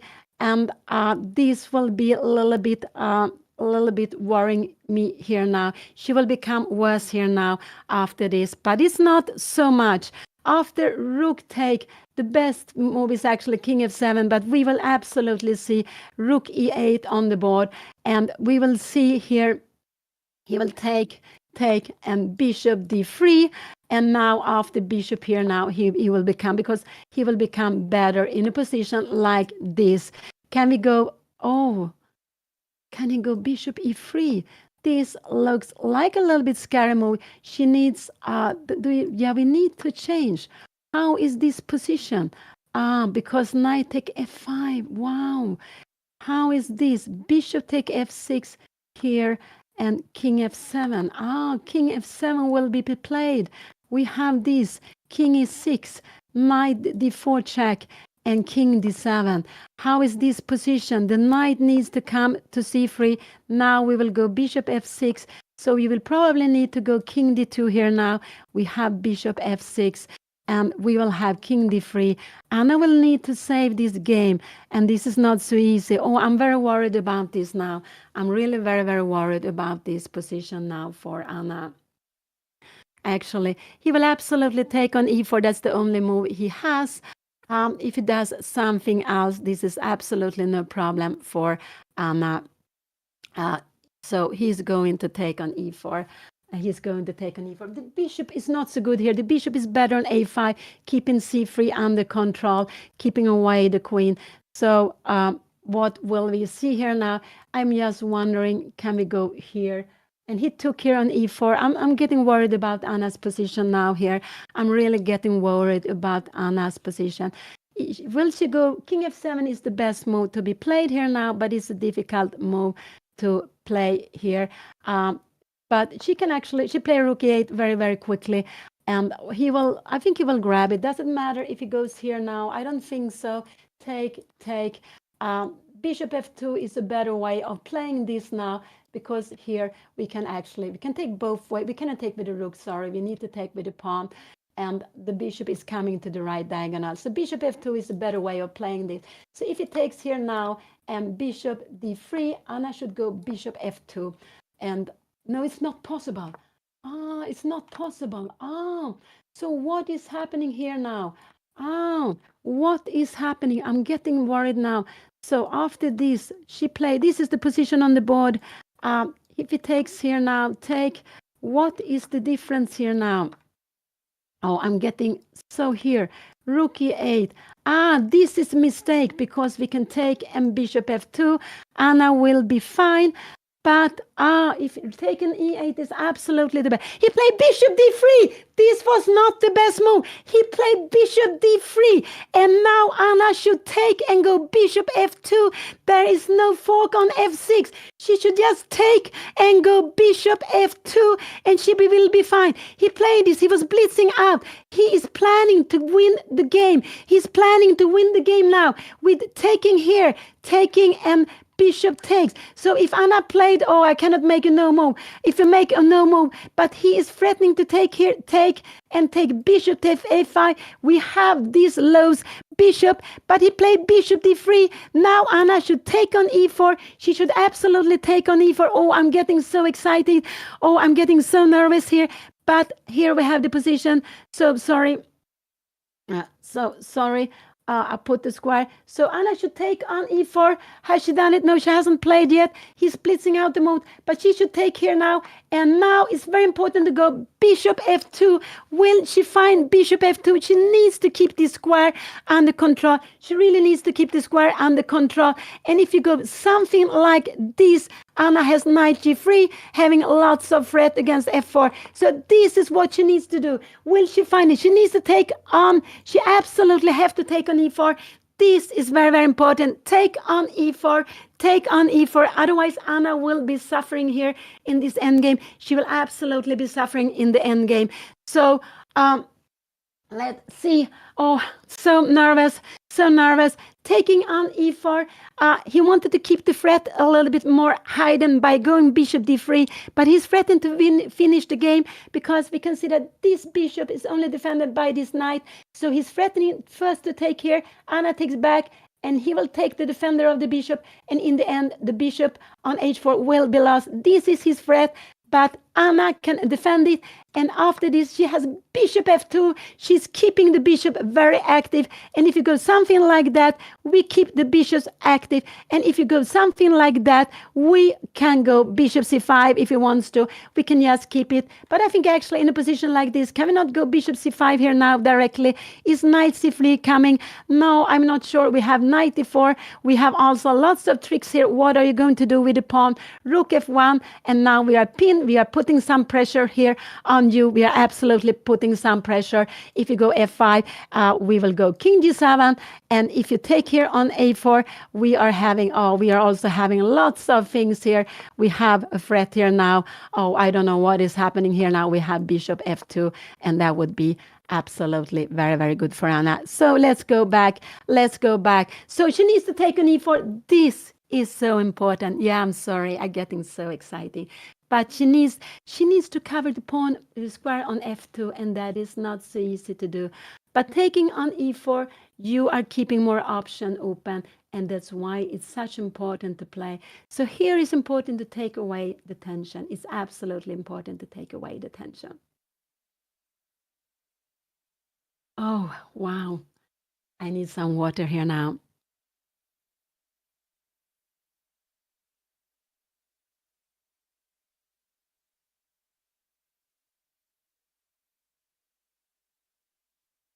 And this is a friendly match between Anna and Odin. They're playing 6 games. It's rated for FIDE international rating, and it is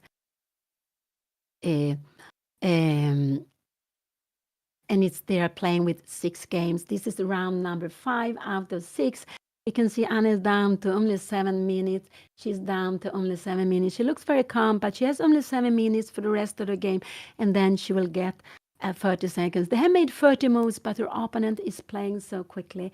He's playing so quickly. But just take on e4, because after that, Anna keeps 2 options open to go with the bishop back to d8, which is absolutely which is actually also possible.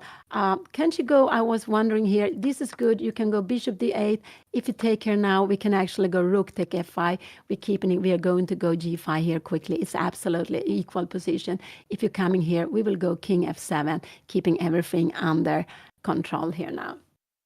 So taking on e5, this bishop, it would just be so much better. And more than anything, because you're keeping the rook on f8. This rook is actually better on f8 than it is on e8. No, bishop f2 is not the only move. I was wrong. You can go back, but then you need to keep the rook on f8. So let's see. This would actually be a blunder, because we would have the fork here on f6. This would be losing the game. So you cannot go there. And that's why I like to take here, because this rook is better here. If now you can choose between f2, you can also come back. And after taking here, we just take back with the rook. We want to go g5. After a move like this, we go king f7, and we will go g5 very, very quickly. It's absolutely an equal position here now.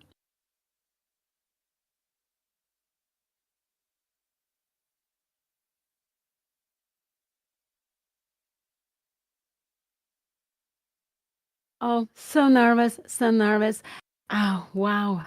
So nervous. What will Anna play there now? But there's a threat to winning a piece. She really needs to defend against that first of everything.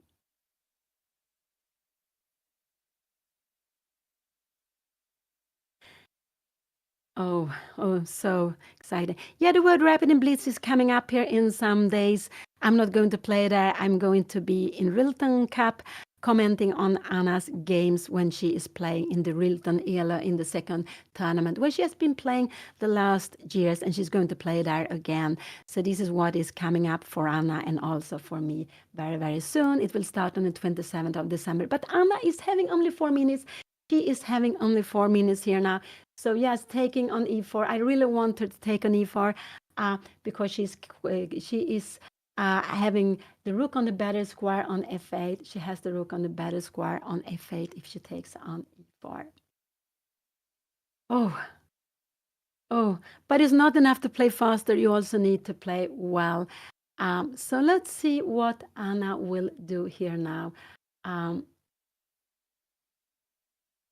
Oh, wow.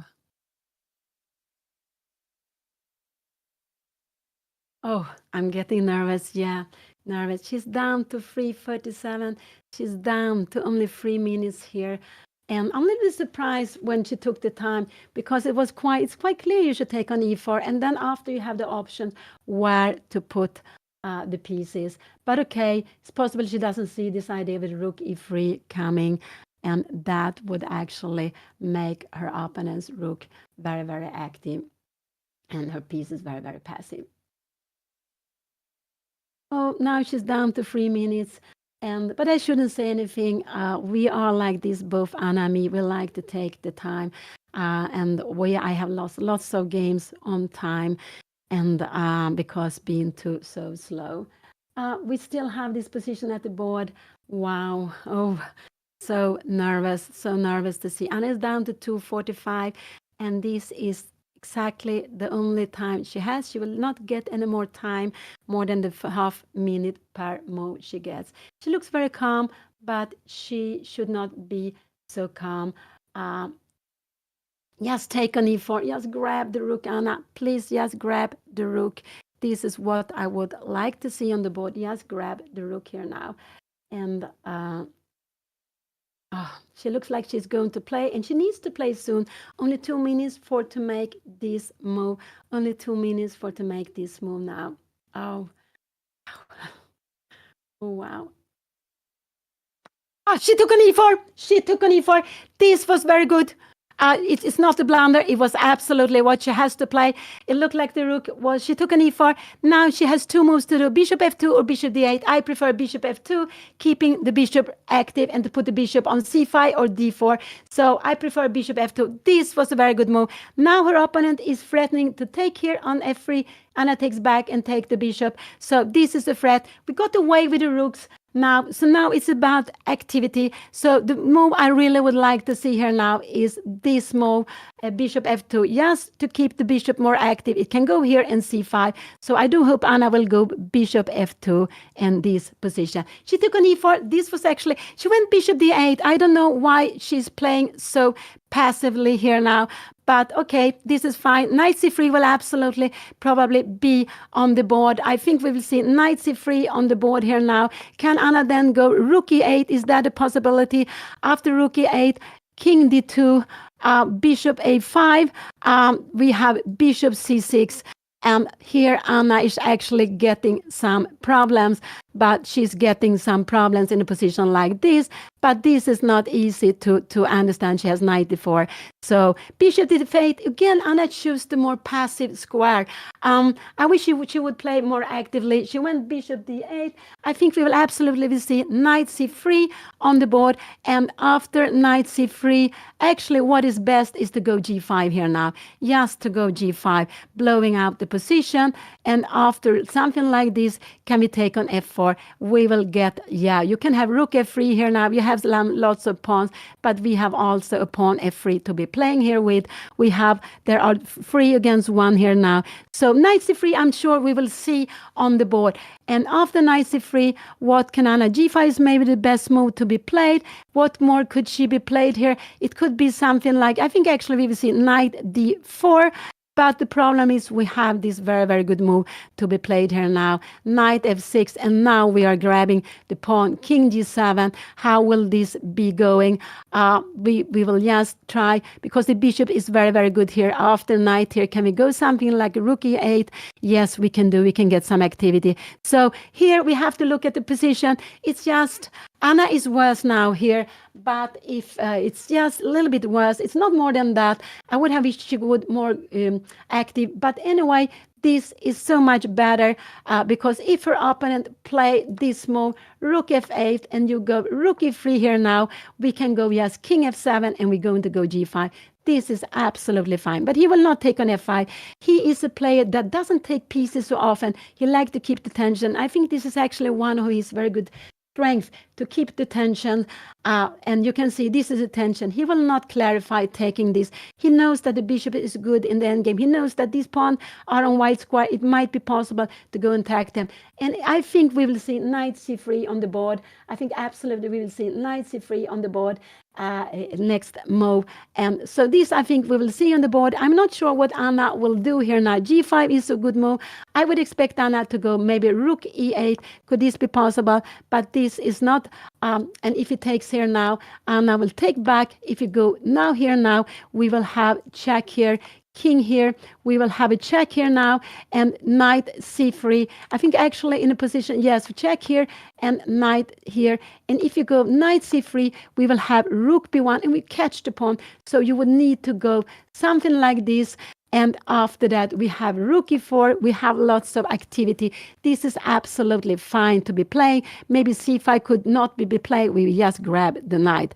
I'm just playing a little bit too fast. So this is the position. Her opponent is thinking, but he will probably play quickly, or maybe he will take some time. But I think knight c3 will be coming. And after knight c3, can we go rook e8? I'm just wondering, can we go bishop c6 here now? We have rook here, king d2, and we have rook f1. And he will just try to grab this pawn. And we try to get in the positions, and probably something like this.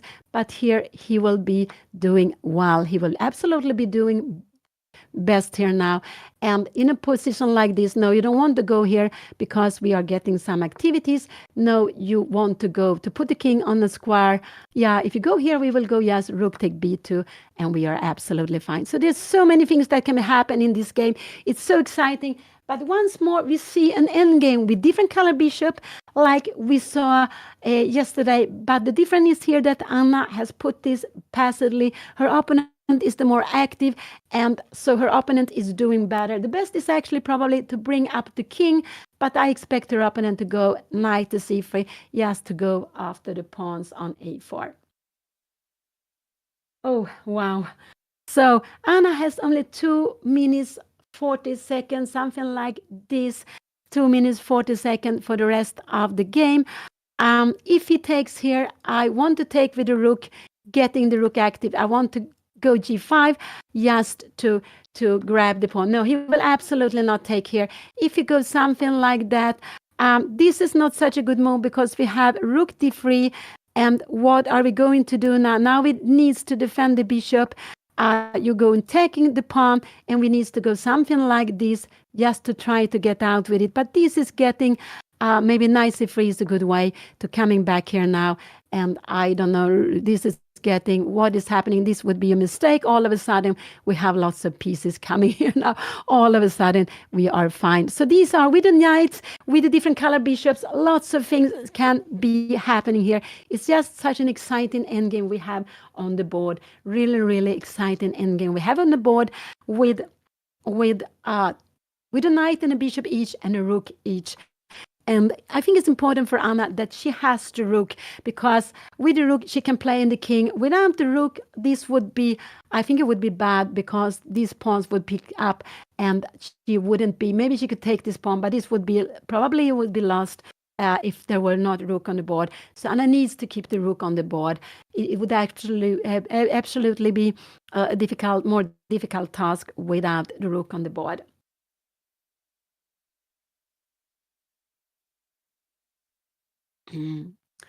Oh, so now he's taking his time. King d2 is a good move to be played. And if we go rook e8, can we go something like rook e8? What? No, this is mistake. Yeah. This is mistake. King d2 is a good move to be played here now. What can Anna do? King g7 is actually a good move. Also, she can go knight e7. And the idea is actually that if you go knight c3, yeah, we have rook f7. And this is absolutely fine. So this is a good move.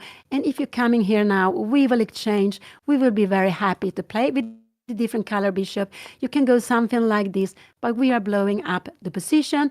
And this is not possible. Remember, it's in dark square. We will have bishop g5 here in the end. But this is also a draw. Yeah, now this is winning. But so Anna's next move is, if he doesn't play anything, this is her next move to be played. If this is coming, can Anna go knight e7? No, because we have time for rook f3, and all her pieces are all of a sudden very, very passive. No, we don't really want to play this. So this would be a mistake. So, but she has this threat. So after king d7, yes, I like knight e7. because if you're moving away, we will take here. We're not scared of playing this position. We will actually just go up here and we will go bishop f6. You can come here now, but we will just go and take the pawn, and we will going to go bishop f6. And this is absolutely an equal position here now. So let's go back. Let's go back here now. Here we have it. So Anna's plan now is knight e7. So that's why I think knight c3 will be played on the board. It looks like very natural to be played on the board. The score now, they have played 4 games. This is 5th match game out of 6. The score is 2.5, 1.5 for Odin. So he's leading the match. I think it's more or less according to rating. He is the higher rated with 121 points. ELO rating in classical chess, 121 points more than Anna has. So, but there's still 2 more games to go. It's this end game. We are seeing these very, very exciting end games. They have been playing for a little more than 2 hours, 2 hours and 15 minutes, more or less like that. It's a classical game rated for classical rating, but it is also rated for classical rating. And I got so nervous here now when I'm looking at the position. So and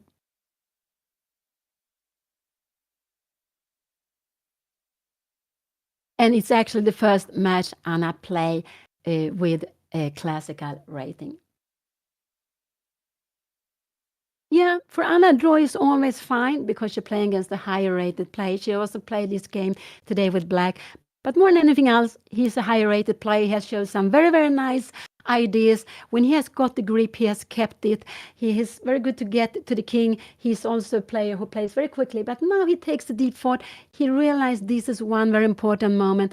And I would say that knight c3 is the way of putting pressure on the position. It's absolutely a way of putting pressure on the position here now for her. And I was just wondering, knight c3, can we go knight h4, going after the pawn? It could be that Anna wants to play this, and bishop d5. I think this actually could be played but now we have rook b3 here now, and this is good for him. So why was this the different? What was the different? If we had a bishop on f2, it would have been better, would have been more actively, but here that's it. So knight c3 is a very good move, and that's the only move that really worries me. If Anna to move, she would equalize with knight e7. With knight c3, he still puts pressure, and it's such an obvious move because you go after the pawns. You really go after the pawns here now. And has he played? He took on f5. He took on f5, and Anna took back with the rook immediately. This was a very good move. Now Anna is going to go g5. She's going to go g5. It's absolutely equal here now. She took back with the rook. Oh, wow. He took on f5, and that surprised me. He took on f5. If he goes king g2, I just like Anna to go. She can even go a rook h5, but I don't think so. I just like Anna to go g5. She can go king g7. And she took back with the rook. This was very, very surprising. He changed his bishop. He was so worried about the bishop Anna has now. What can he do here now? Can he go knight c3? Could it be that he wants to go knight c3?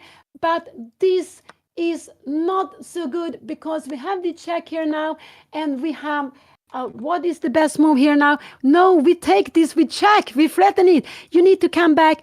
And now we have this position where we are absolutely better. If you're coming up here now, we will play with the bishop. We are absolutely better. We have actually an extra pawn looking here, and you can't go anywhere. So what was his plan with playing take on f5? That was surprise. It makes the task for Anna much simple. It's about equal now, this position. Black is playing g5, yes, to open up the position. You can also go rook h5, actually to play with the pawn more far away, but I don't think Anna would dare that because she's scared of the pawn on a4. But remember, when we play an endgame and we play against the knight, the most difficult pawn for the knight to stop is the pawn, the corner pawn. This is the worst pawn for the knight. So this is actually also possible to go rook h5 and to change to play with the pawner, move knight. And also, actually, we could also try to go the bishop to a5, where we will actually completely dominate the knight. Oh. So her opponent, he is thinking he took on f5, Anna took back, but by taking on f5, you see that this rook is active. You're not trying to take on d5, not trying to take on f5, but we want to open up the position. And so g5 is the threat, not a threat, it's a plan. You can go rook h5, but we will just bring up the pieces. So what can you do here now? Can we go g5? Yes, you can go rook a5, but we will just come up here. You're coming here, we're coming here. Can you go something like that? No, that would absolutely lose on spot, because we have time to take the knight, and when you take back, yeah, then we will grab the rook and we have a piece more. So we always have to be careful for all these things. So she took with the rook, and now I think this is her plan. Maybe after this, she can also go rook h5, and this position is absolutely fine, because after here, we will go knight a5. You remember this. This is not possible. And look at this. We will take here. You cannot have two pass pawns, one here and one here. One of them will queen. And if you go here, we will see that this pawn is actually too quick to run away. So actually, if king d2 is coming here now, rook h5 is a very good move to be played. Coming here now, we can give a check. Threatening to take here now, we can give a check here now. The king needs to come up, and we can go rook h2, and we are having some threats here now. This is absolutely about equal. We can also in this position. So let's go back. We have to go to the board. Oh, it's so exciting. He took on f5. Anna took back. Maybe he wanted to be very solid. He didn't want Anna's knight to make any problems, but I was very worried about his knight going after the pawn. And now to go after the pawn, no, this is not so good, because we will, if you go knight c3, if you go back with the knight, we will just grab the pawn on f4, and we are going to grab next pawn on c4 also. So that is not a good way to play. Could it be what could he also? Yeah, he could go rook e3 now. Just he played king d1. He wanted to be on the white square now. Now rook h5 is a good move, and but I don't think Anna will go rook h5. He went here because his plan is, if you go here and take here, can you go knight c3? We will go bishop f6. Can you go here now? We will actually go bishop d4. And look at this knight. Look at this knight. It is actually trapped here on the board. And a knight on the rim. You cannot go anywhere. If you go here, we will win the pawn endgame. We will just running. If you try to stop it, we will run with this one. So this would be winning. Rook h5 is a very good move to be played here now. Rook h5 is absolutely the best. And after here, to go king f3. And we have lots of activities. But will Anna play rook h5? Because I remember after this, if you take here now, you cannot go knight c3, but if you're coming here, we will just come up with a king. I don't know which way we're going. And as soon as you play this, we will actually go, bishop f6.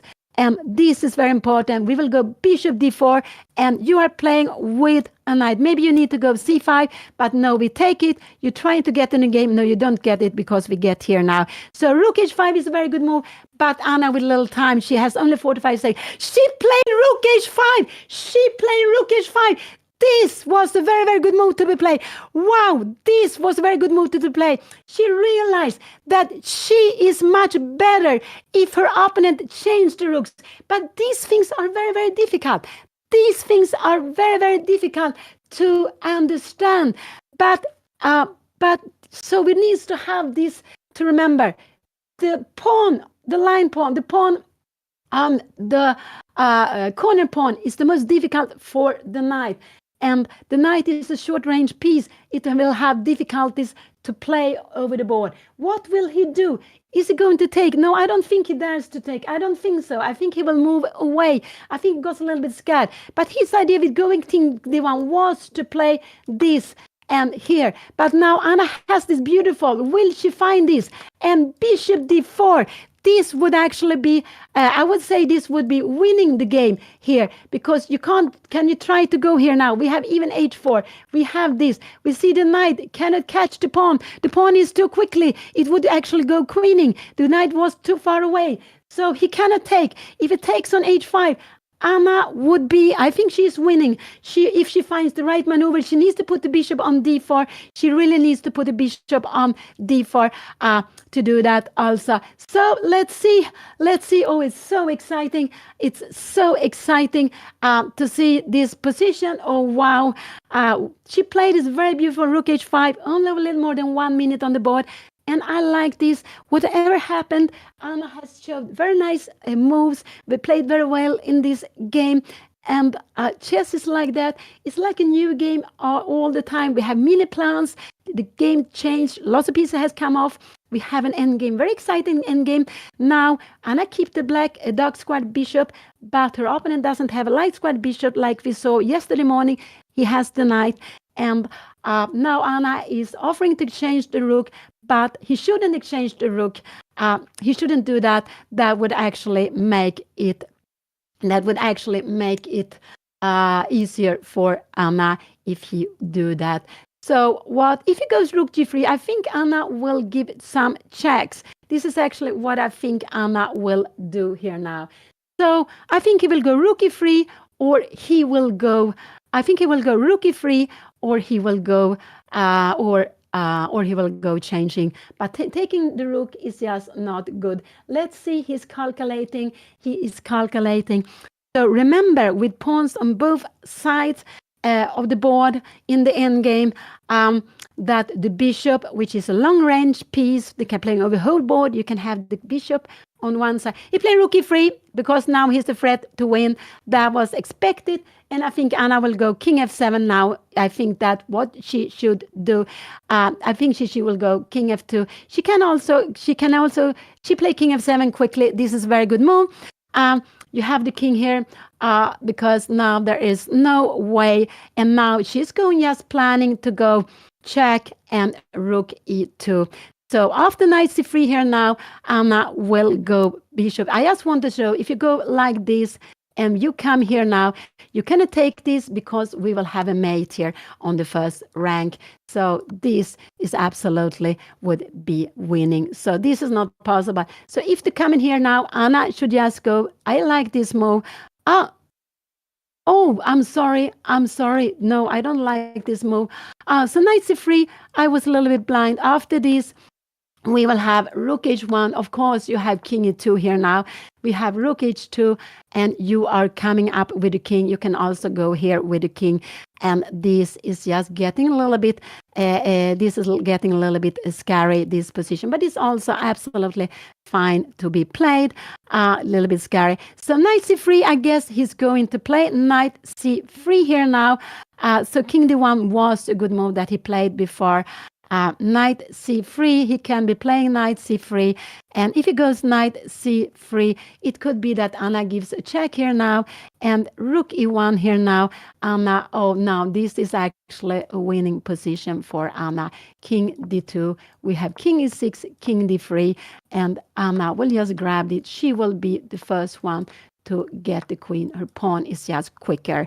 So this is absolutely. So after knight, if knight c3 will be coming, Anna will absolutely give a check. And if king d2 comes, she will pin the knight, and we have this position. And if this is coming, I think she can go rook f1. Can she play this move?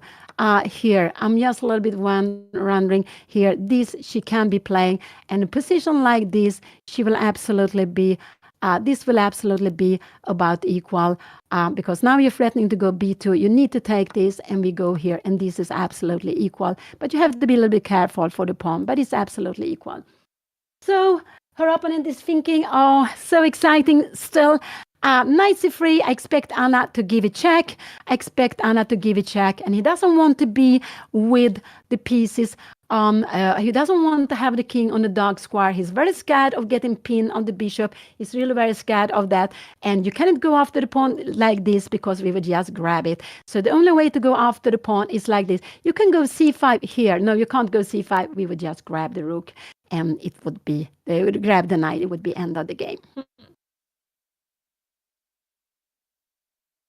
Oh, Anna is having like 145, but she played so well. This beautiful rook h5. She understands how strong it was. Her opponent also. You cannot go.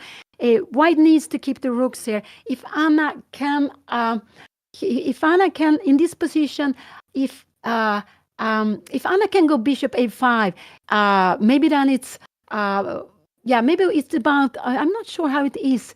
If Anna can change both of the pieces, she would be winning. I think so. She would be winning in the pawn endgame. But of course, it depends on the activity of the kings. That's very, very important. Activity of the kings is very, very important. Oh. Maybe he goes rook e3. Can it be rook e2? We will have bishop a5 coming. No, I don't think he will go rook a2. I don't think so. Will we have rook e2? Can he go rook e2? Actually, after a move like rook e2, Anna can also go bishop f6. I think is fine because knight b6. We have this check here, and we will just grab the pawn here, and we will get another pawn. Maybe not like this. So yes, like this. So let's see. Has he played? He was on his way of playing. He played knight c3. He played knight c3. Now Anna will give a check. I think Anna will give a check here now. I think this is actually what we're going to see. I think we will see the check on the board. She can also go rook h5, take, and rook take h4. This is absolutely fine to be played here. And now she can go rook take c4, and we have this position, which is absolutely fine to be played with the pawns. Even these are two pawns good, but I think Anna gave a check. Let's see if she played the check. She gave the check, and now rook e1 would be winning for Anna.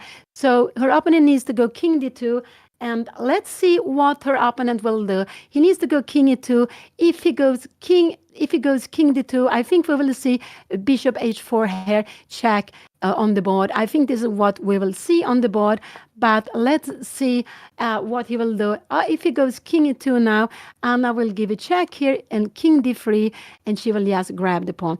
So what will happen here now? It's so exciting. King d2, she gave the check. This was absolutely on the board. And what will he play? He has 3 moves, legal moves to do. Either move the king. Rook e1 would actually be losing the game. He will not go rook e1. This is clear. He will move up the king. Will he go king e2 or will he go king d2? King d2 is the best. And the idea with king d2 is that after rook h2, we have king. After rook h2, we can play this position.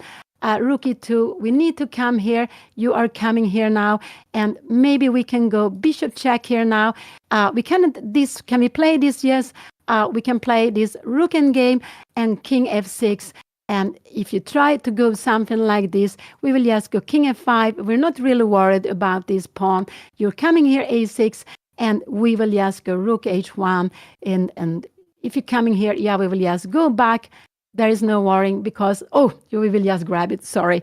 So go back here now. This is a tricky position for her. He played the best move, king d2. I think we will see now, I think actually we will see bishop h5 here now. King d2 was the absolutely only move he could play here now, but it's about equal. But I think Anna will go bishop a5 here now, which is the best move for him. It's not the best move. The best move for Anna is to go rook h4 here now. This is absolutely the best move for Anna to be played here, rook h4. But it's not so easy to choose rook a4.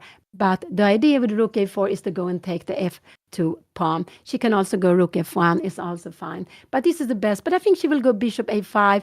And after bishop here, king is coming.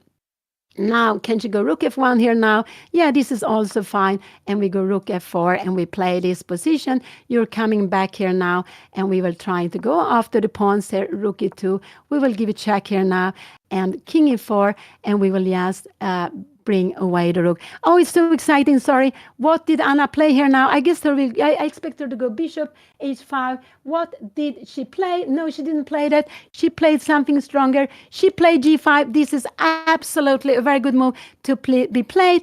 Absolutely very good move to be played. She went there and she played this move. He will absolutely, oh, it's so exciting. He took there. Anna will take on f4. And what? She can go bishop a5, also check. I think she will go with check first on bishop a5, check first. This is what I think she will do, but I'm not sure if she will do that first. Let's see what she will do. Will she go bishop a5? I think actually she will go bishop a5, check in this position. Let's see what she will do. Oh, it's so exciting. Bishop h5 is what I think she is going to play in this position.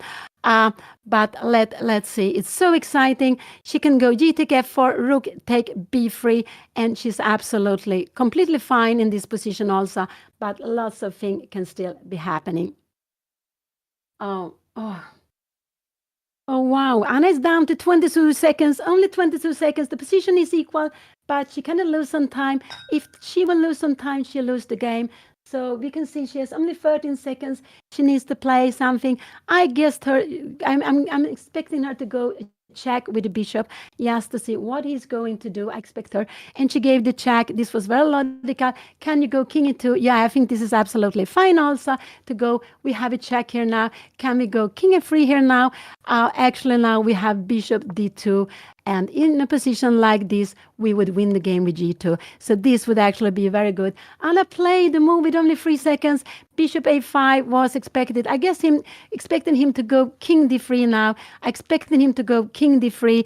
And then I think after king d3, probably Anna will take on f4.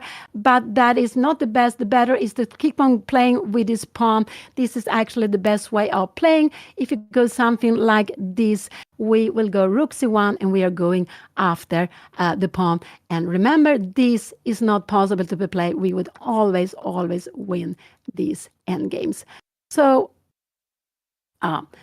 check. He will absolutely go king d3. I cannot see anything else that he will be playing here in this position. I don't think so.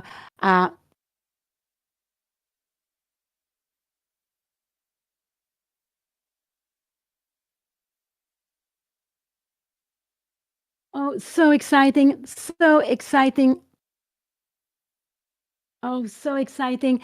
Anna doesn't have, the position is about equal. It's about equal. Only Biscard, if he remains with these 2 pawns, Anna needs to remain with something else. Otherwise, if he gets 2 pawns with a knight and bishop and rook, only this against rook and bishop, that would be winning. But there's still there's other pawns on the board. And where is the king going? I expect king d3 to be played here now. And after king d3, g4 is a better move. But I think Anna, after king g3, I think actually Anna will maybe give a check. I expect her actually to give a check. That is a little bit typical to play when you have little time that you give checks. Taking on f4 is absolutely fine to be played. Take here and queen here and king e6.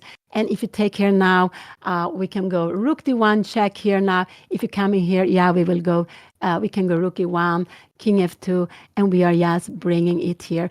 This is absolutely completely fine for Anna, going rook c2 here now very, very soon. So let's go back. So king d3 was played. And what has Anna played here now? What did she play? She took an f4. This was a good move. Rook f3. Now I like the king come to e6 just to avoid anything. He played rook f3. She gave a check. This was absolutely a fine move to be played also. She gave a check here now. And after that, I asked... because where is the king going? King will come to e4. I think so. After king e4, Anna wants to go bishop d2. She wants to bring... But after king e4, can it be... I didn't like the check so much. King e4 will absolutely be played. King e4, and if Anna go king e6, can her opponent take the pawn on b4? I think Anna will go bishop d2 here now, but I like more king e6 here. He has to go king e6, but he will take... I didn't like this check so much. I would have liked her. He has to go king e6 first. But with so little time, she has only 43 seconds. this because I prefer to keep the pawn on b3 here now. But I like king. I like, but I think we will see a check, maybe more check here already. Now here, could it be that could be a check also be played? King e6 is actually the move I would like Anna to play here now. But I think we will see bishop d2 trying to keep the pawn. This I think we will actually see her playing here now. She needs to play. She is only like 17 seconds. I didn't like this rook d1 check because it opened for the rook to take on b3. And I like to try to keep the b3 pawn a little bit longer. But it was a very typical move to be played. She has played now. What did she do here now? What did she play here? She played bishop d2. She played bishop d2. And there is no problem of getting this to be pinned because we have rook e1 check. You're going away here. If you're coming here, we will actually go as bishop e3, starting to run away. So you will need. So rook d3 is not a move. We will actually see rook take b3. This was played. Absolutely, this was played now.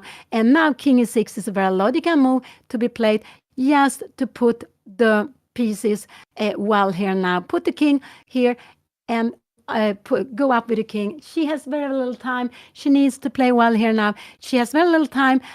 This is absolutely still. Bishop c1 is also a good move to be played here now. She can play in different ways. Bishop c1, but I like king e6. You need to play with all the pieces. And here we have king e6. This was a good move to be played. And if c5 comes now here, I like bishop e3 because if you try to queen here now, we have this check, we have this, and in this position here now, we have rook c4 stopping the pawn, but not like this because this would be winning. So king e6 was a good move. You need to play with all the pieces. And if your opponent is trying to pin you, we have rook e1 check, very important, and we move away the bishop. We can go to different places. Maybe this is possible. Actually, this is a better way to play it, and because we are kicking the pawns. If you go something like b4 here now, we will go rook g1 and we start to make some threats here. b5, we will actually maybe be able to take. We can even go here. We can even actually go. Can we change it? No, we cannot change.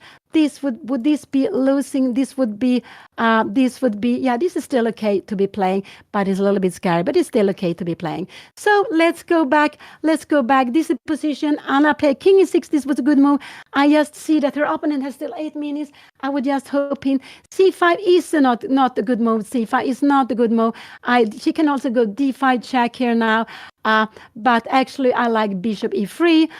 Because we have a big threat here, both to take the pawn and also just to take the pawn here. So no, that would not be a good move. That would absolutely not be a good move to be played.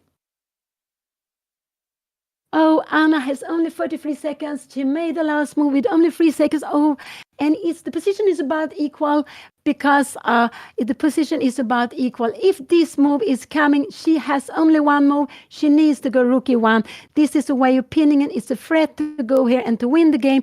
So she really needs to go rook e1 if this will be coming. He's about to move. He's really about to move. Wow, so exciting. I wish he had a little less time, but maybe it's good he has some time because also it gives Anna time to think when he is spending some time. And so maybe it's actually better that he has some time. So the position is about equal. He can also go king d3, threatening to win. We have a check here now. And if you go here, yeah, we will check you. You will just go back. We will check you here now. And he played knight to b6. He played knight to b6. This is what he played. He played knight to b6. And can Anna go bishop e3? But this is a good move to be played here now.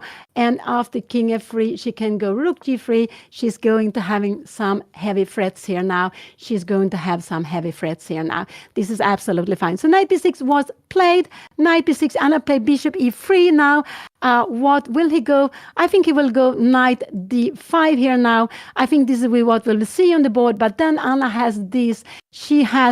And she needs to go bishop c1. She really needs to keep the pawns. She needs to keep the bishop.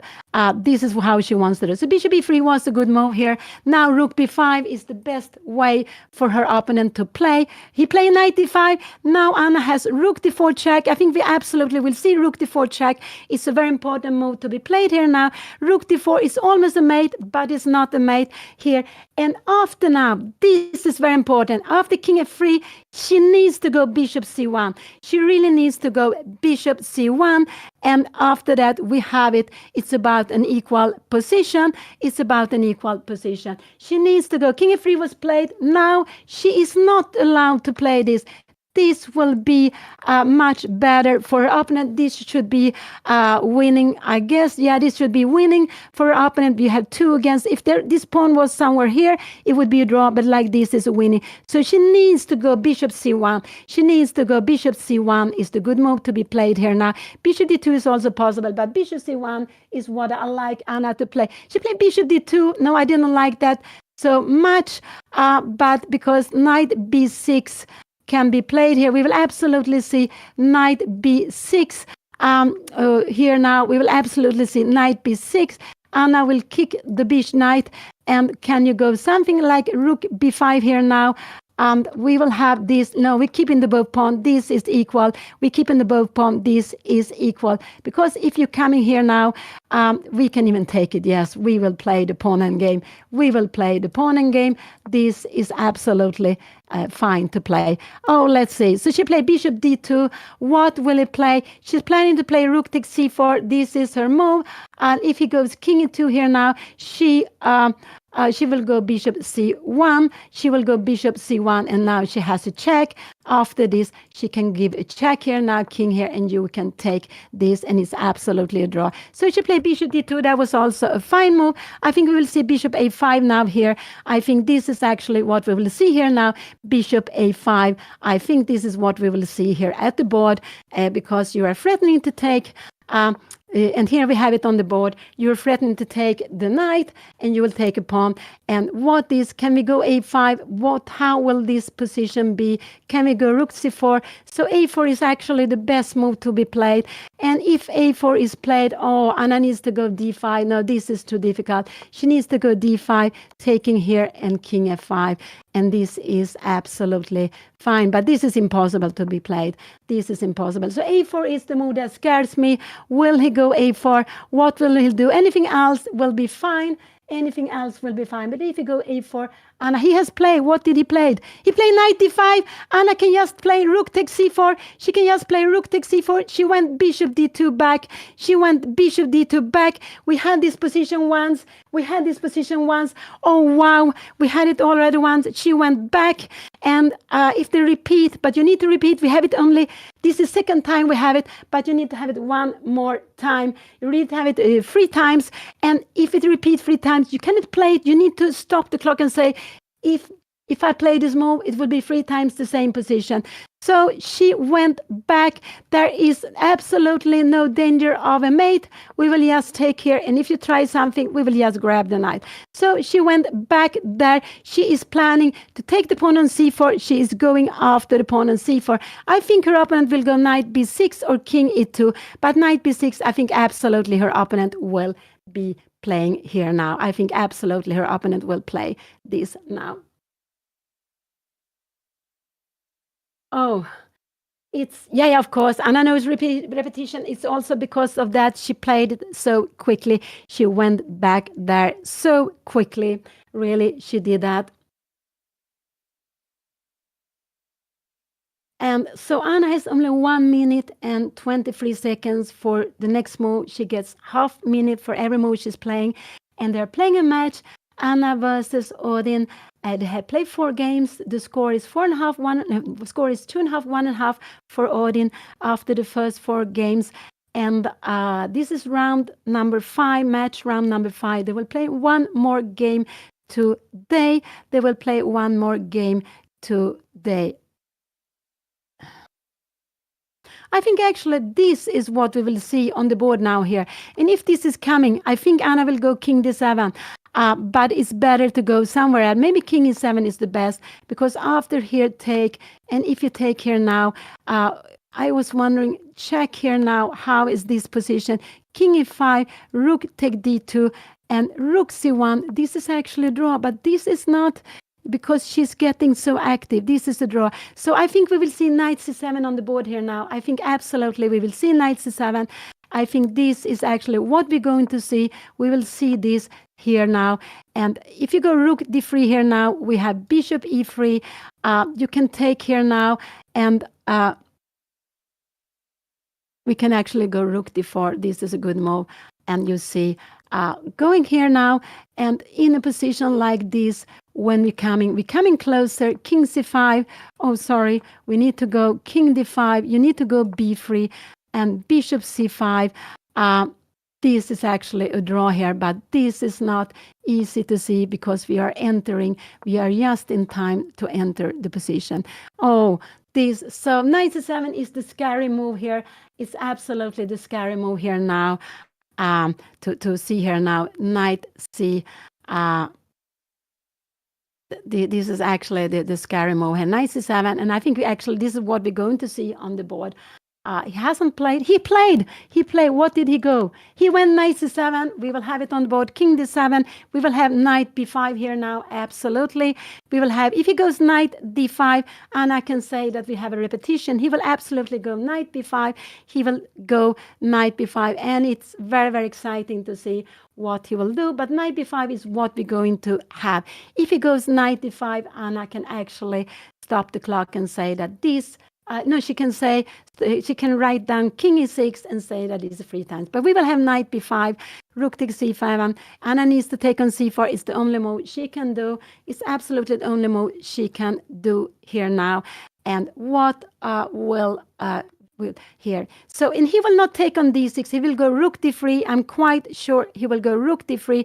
This is the better way for him to play.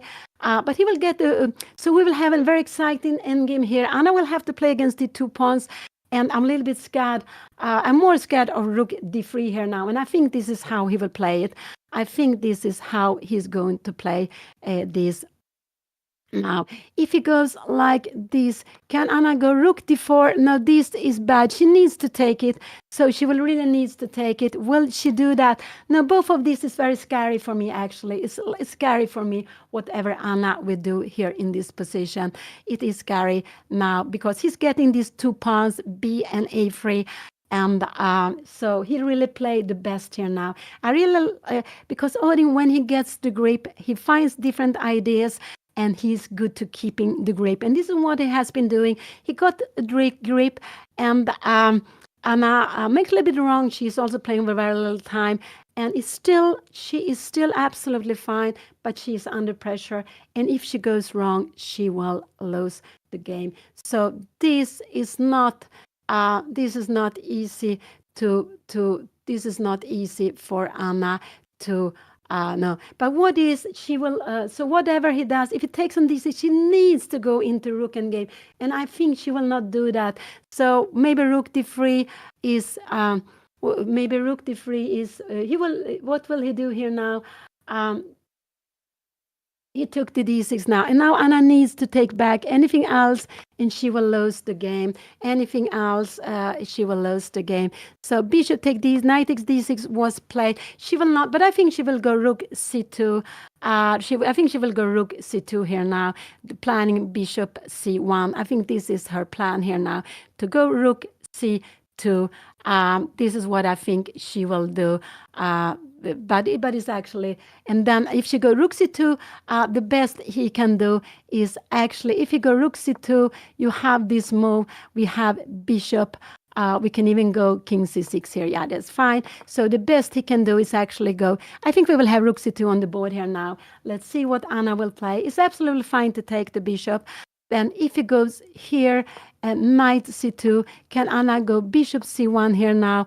No, we have knight f3, and we have this, and she will absolutely be badly placed. So what will Anna play? I expect her to go rook c2 here now. This is what I expect her to do, and then the best he can do is go bishop c4 to go back here, and we have the same position. So she went rook c6. Oh, this is not... this was a mistake, but this is a little bit I'm a little bit worried now about her coming here now. There are so many forks here now. I'm so getting scared. Now he can go rook d3. Or no, he can't go rook d3. We have rook take d6. Sorry, he cannot go rook d3. So rook c6. I would allow her to go rook c2. The best he can do here now is actually, I think he will go knight f7. This is what I think he will do. Knight f7 is absolutely what I expect him to do here now. But knight c4 is the best move to be played. And I'm very scared about this position. I'm worried that Anna will lose because it's so difficult to make the right decision here, to realize that she can play a rook endgame with an active king.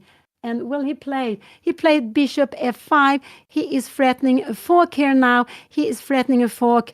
And now Anna needs to go bishop c1 is a very good move to be played here now. He went knight f5. She played bishop c1. This is a very good move to be played. This is a very good move to be played. And if you go rook d4, we will absolutely just go rook c. No, we will not go rook d4. We need to go rook d6. Oh, this is too much. And after this one, we have bishop take e2. Why can we play this? Because we have check here and take here. Oh, but this is too difficult. So knight d4, she needs to go rook d6. But I don't think we will see that on the board. I think we will see something else on the board. This is just getting a little bit scary. He gave it a check here.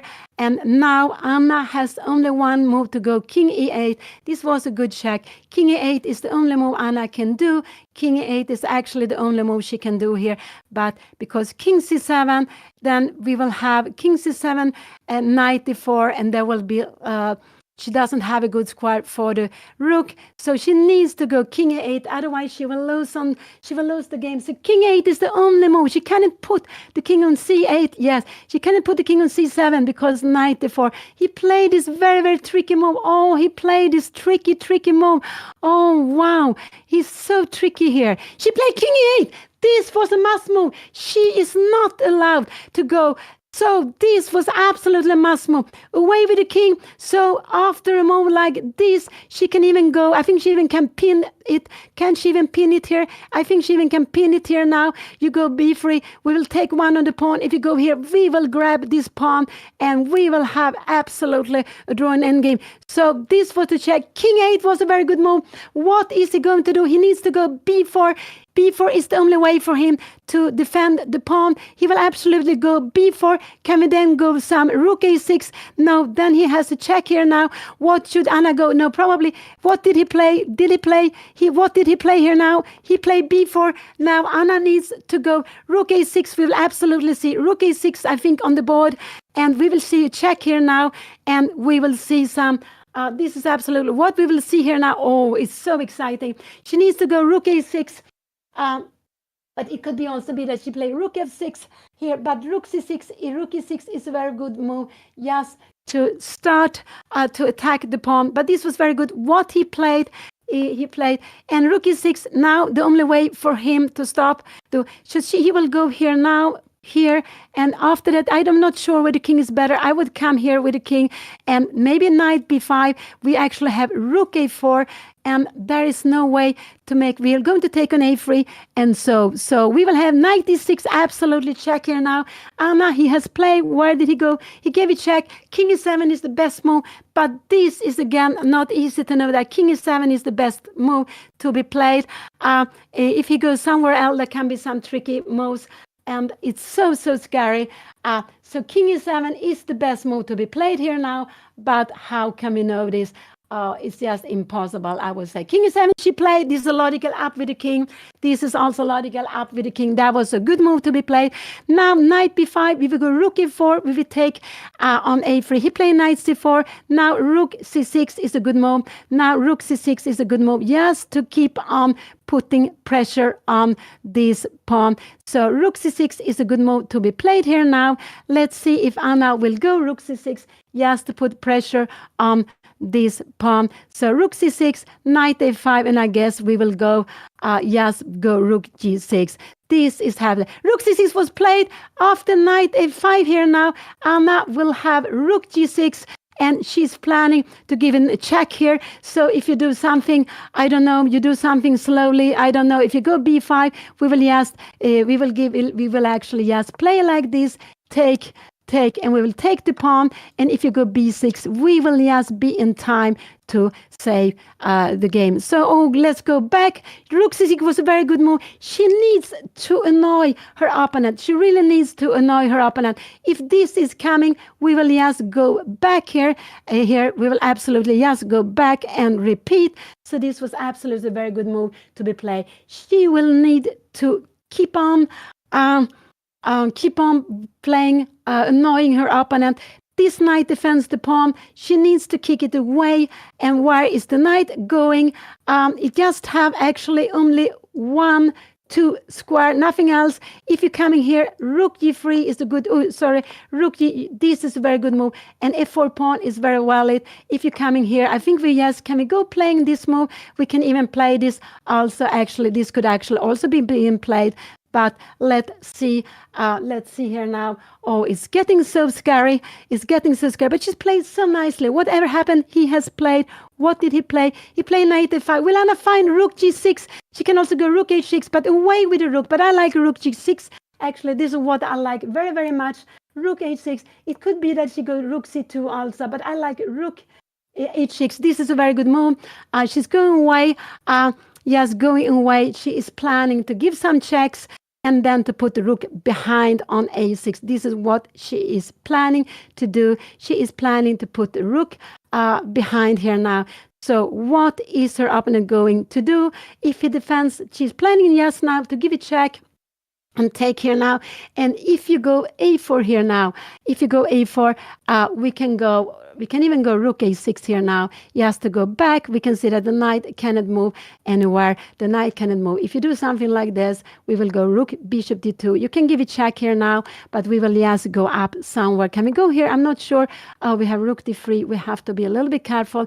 We have to keep it somewhere away. I think any move is good. Maybe king e8. Yes, keeping it away. So, but it's so tricky. The knights are here. She played this move, which was good. It was absolutely good. I think we will see the king coming up. King e4. I think this is absolutely what we will see on the board. And if king e4 is coming, I think Anna will give a check. Is this making the things worse? And what did her opponent play? What did he go? He played, what did he do? He went knight c4. Now I think Anna will just go back with knight c6. Rook c6 is the best move for her to play, just to go back, because he's defending here now. He is defending, and she shouldn't change rook. She should just keep on bothering, repeat the moves, let him show how to win it. So just repeat one more time. She's down to 13 seconds. She needs to play soon. She needs to play. She has just very, very little time. She needs to play. But don't give the check. Now the pawn. Rook c6. Just repeat. We have had this 2 times. If it will come up one more time, Anna can claim a draw. She is playing for the draw. She has nothing. She's not scared of playing. So if knight e5 comes, Anna just go rook a4. So what he needs to go back, anything else, he doesn't have anything more than knight a5. That's the only thing he can do to keep the game going. If he goes like this, we will take bishop take a3, and this will absolutely be a draw immediately. No, he cannot do it. He can go rook here 4, and Anna can actually just play this immediately if she wants to. And the idea is, if he takes, she can give a check here. And this, yeah, she takes the bishop, she takes the knight, and this is absolutely a draw. The king is too far away.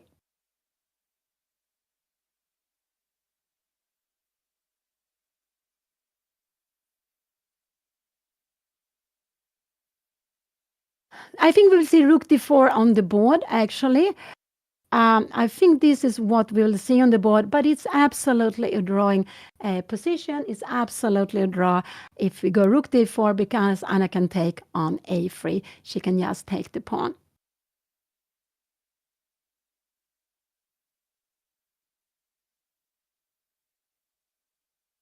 Oh, so exciting, so exciting.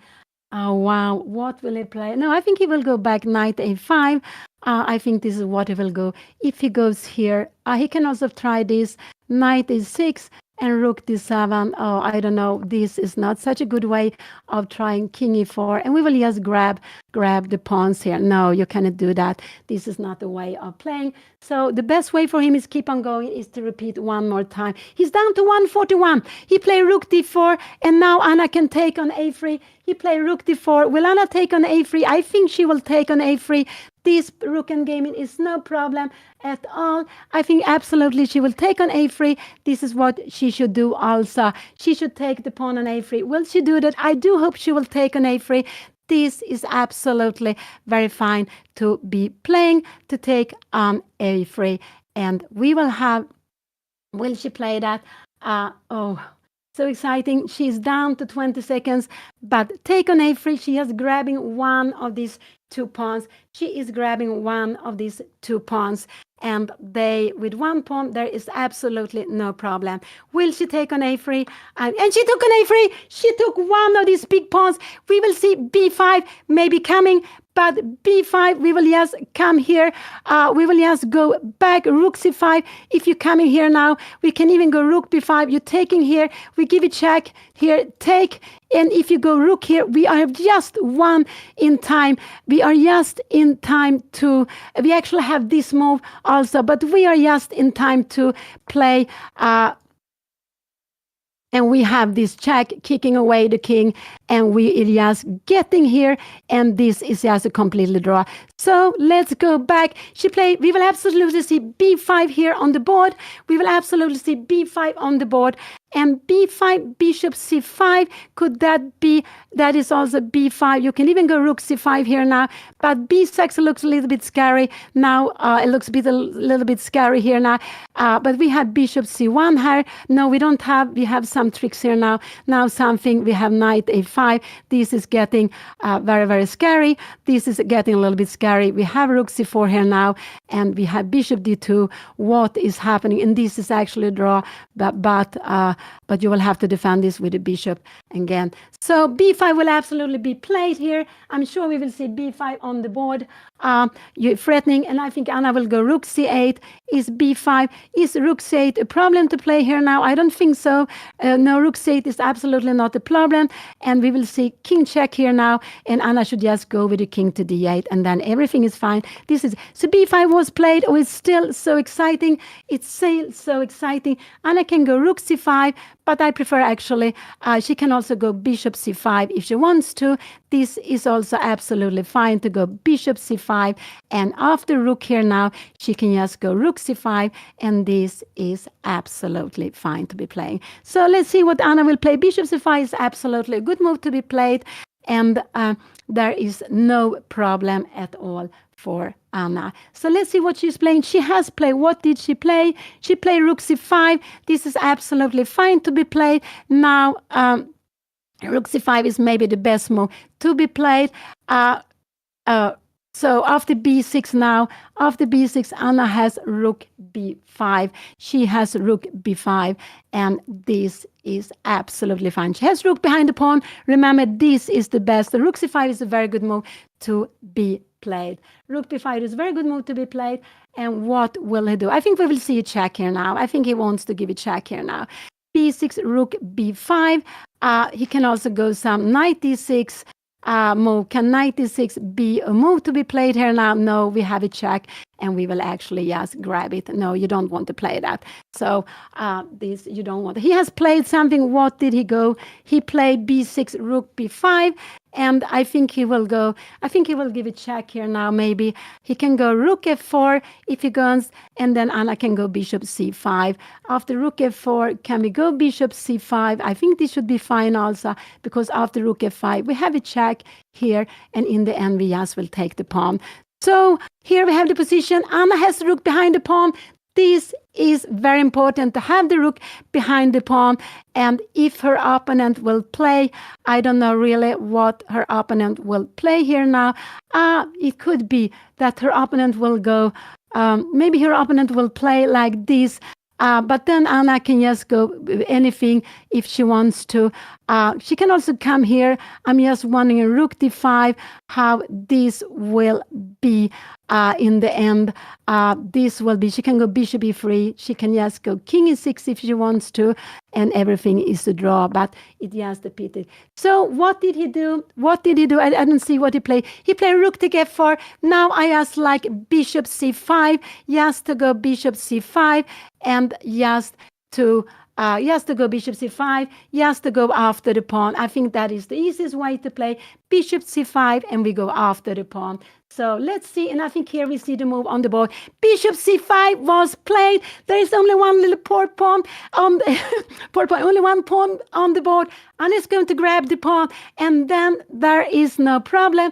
After rook f5, Anna has this little check, and after that she grabs the pawn, and this is absolutely completely equal position. No more pawns to play with. And actually, even if Anna loses the bishop against the pawn, this would be a draw. The rook and knight against rook isn't a draw, and it's actually quite not so difficult to win. So he played this. We will absolutely see check here now, and Anna will take. He's planning to keep the pin with king e6. We saw the check here now, and here we have the check, and her opponent needs to go away, and Anna will take the pawn. There will be rook and bishop against knight and bishop. I actually expect the game to be a draw very, very quickly here now. I expect it to be a draw, and we can see her opponent is actually having very little time. This was very unusual to see. He's having very little time, but this is very... so here, this was played. Anna will take the pawn on b6. I don't expect them to keep on playing this so long. I don't think so. I think this should be just... maybe this will be a check, but yeah, there is just completely draw position, and they are having... Actually, Anna is having one more minute, but there is just nothing to keep on playing here in this position. Wow, rook h5. He played rook h5 just to keep on playing for some tricks here now. He wants to play on for some tricks, but Anna can just move away the bishop if she wants to. She can also just... There is absolutely nothing to be worried about. So he keeps on playing a little bit. It's Anna to turn. He wants... but Anna can even... Yeah. So he wants to try to keep on something. So I would just move away the bishop to f2. This is what I would do. I would just keep on moving away the bishop here now. This is what I would do. Just moving away the bishop. Let's see. Anna, she has 45 seconds. Are they going to play this? Oh, that would surprise me very, very much if they are going to keep on playing this position. It's absolutely a completely draw. It's absolutely a completely draw here now.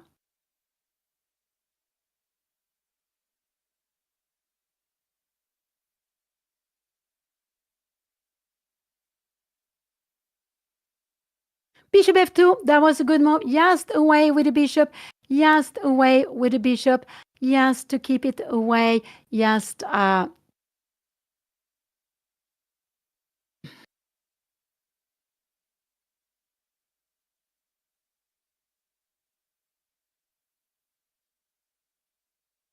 And I'm surprised. They don't want to offer a draw, any one of them. They are playing this with very little time. What a fighting. We have a check here now. King f6 looks very normal. I mean, any king moves is very, very good to be played here now. Any king move is just very good to be played here now. I would go up with the king. Why? You don't have to go down with the king. Yes, go up with the king. King f6, why not? Just to go up with the king. Some king f6, everything is fine. So king f6 was played. That is absolutely a good move to be played. There he will go maybe rook h1, just try to pin Anna, and you just move away the bishop or you move away the king. Everything is fine. And so they are going to play this position. I'm so surprised. I'm so surprised. And you have a check here now, and I guess Anna will go. She can just go back if she wants to, but king g7, everything is also king g7, maybe, no. But she played here now, and what we will see here now, I guess her opponent will go rook h2 or something, and Anna is going to bring away. We have rook d6 here now, and rook here now. Rook c3 is actually a good move, just to pin the rook, but pin the knight. And he's play on because he thinks he's a little bit more active here, but this is just nothing to be worried about. The rook b4 was also absolutely fine to be played. What is going to happen here now? Are they going to keep on playing this? So then they can play this for 50 moves. This can be played for 50 moves here now. This can absolutely be played for 50 moves if they would like to. King f5 was played. So king f5 was played, and now if Anna wants, she can go bishop g3. She can go rook b1 also to give some checks. She give a check here now because after knight e5, she will go bishop d4, and she's pinning the knight. So knight e5, bishop d4 is not really what you want to play. Then it will be a draw immediately. So the check was coming. King g4 was played. King e4 play, and now bishop c, rook c5 would be just an easy draw, just rook c5, and we are changing the pieces, and we have rook c5 on the board. This will absolutely now finish the game. This will absolutely finish the game. So what a fighting game. There is no way that we can keep all the 4 pieces on the board. It will be a draw. It has been a huge fight, almost 70 moves. It will be 70 moves on the board, or close to 70 moves, or if they are going to make a draw here now. And why? What a fighting game. And here we have it on the board. 69. No, there was, and what a fight. What a fight. And you can see drawing games doesn't have to be boring at all. So after 5 games are played in the match, Anna versus Odin, the score is 3-2 to Odin. So the score is 3-2. There will be another game soon. They will start actually in about half an hour, but I think they will start later. I expect them to start maybe about 3 o'clock p.m. CIT time. I think because it's they have been playing for close to 3.5 hours. They have been playing 3 hours and 15 minutes, something like that. What a huge battle. Wow, what a huge battle. So such a nice, fantastic game we see, and it was have been drama, but I think that Anna has played very nicely in the middle game, in the opening, and then she went a little bit wrong. Her opponent Odin had also played nicely, and when he gets a chance, he takes the grip. But in one moment, he could have a bigger grip, but he changed quickly Anna's knight, and then she was coming out, but she went wrong, and he got the grip. He got these 2 pawns there, but Anna was always playing against him with threatening things. So, wow, what beautiful. I think at any moment, maybe you will hear them speaking. So I think I will say goodbye now for me, and you will listen to the players, and that will be so nice to hear.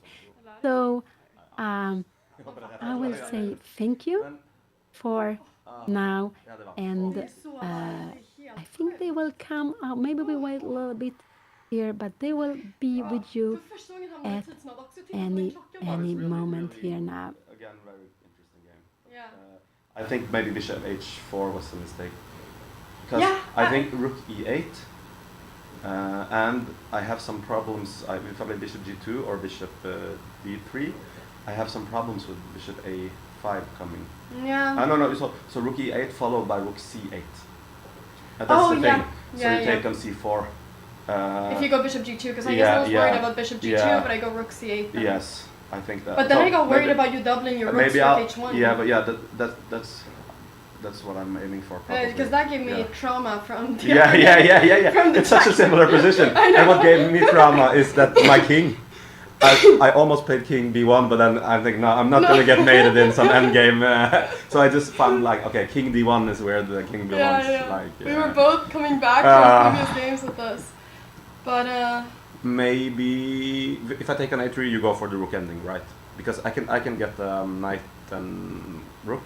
versus a rook. That's also a draw. But that's Oh no, can I play would on. have no. I You would have gone gone for the rook ending. No, yeah. I would have taken the pawn. I would Yeah. have gone for rook and knight versus rook. Okay, then I should do that and play on. Yeah, maybe. Probably it's.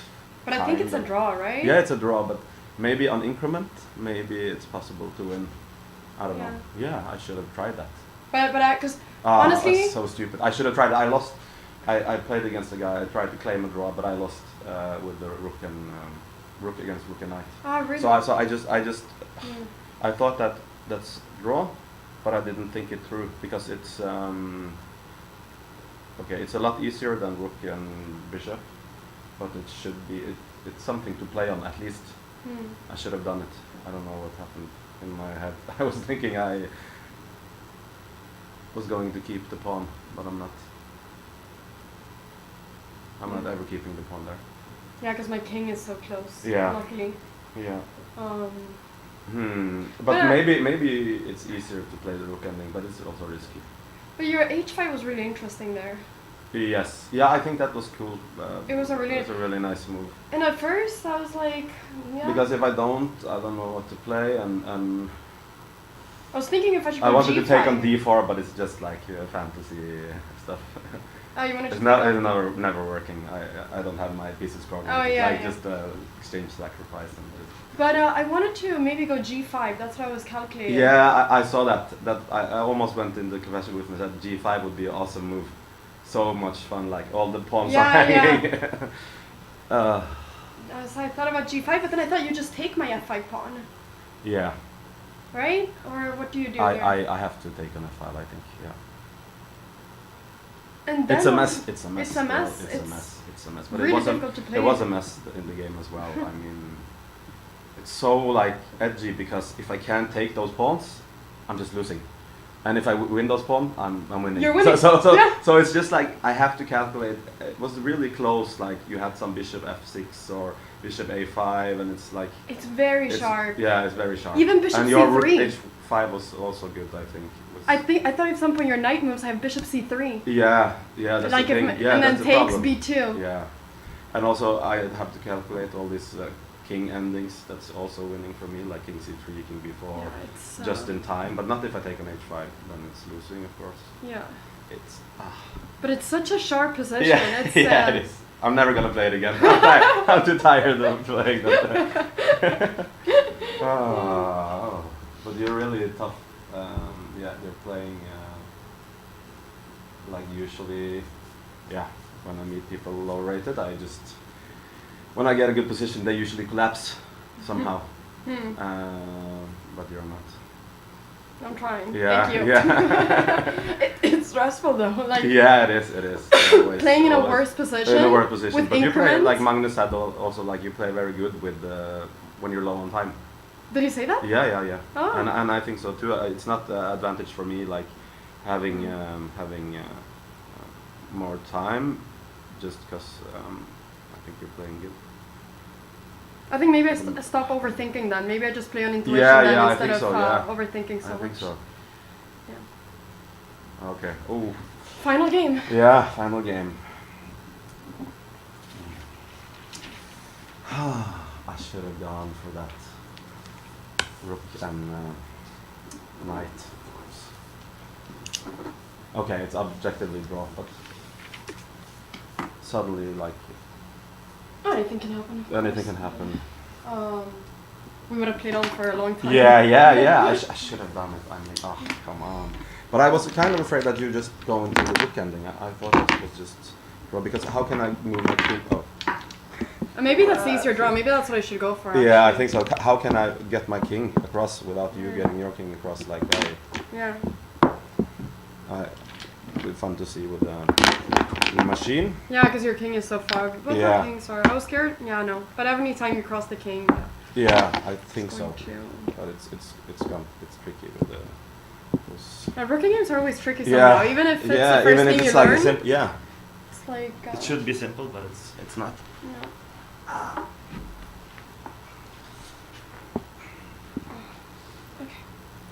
Okay. Confession booth? Yes. Whew. Okay. Oh wow, this Yeah, room is so hot. It's crazy. yeah. I was sitting during the game like. Okay.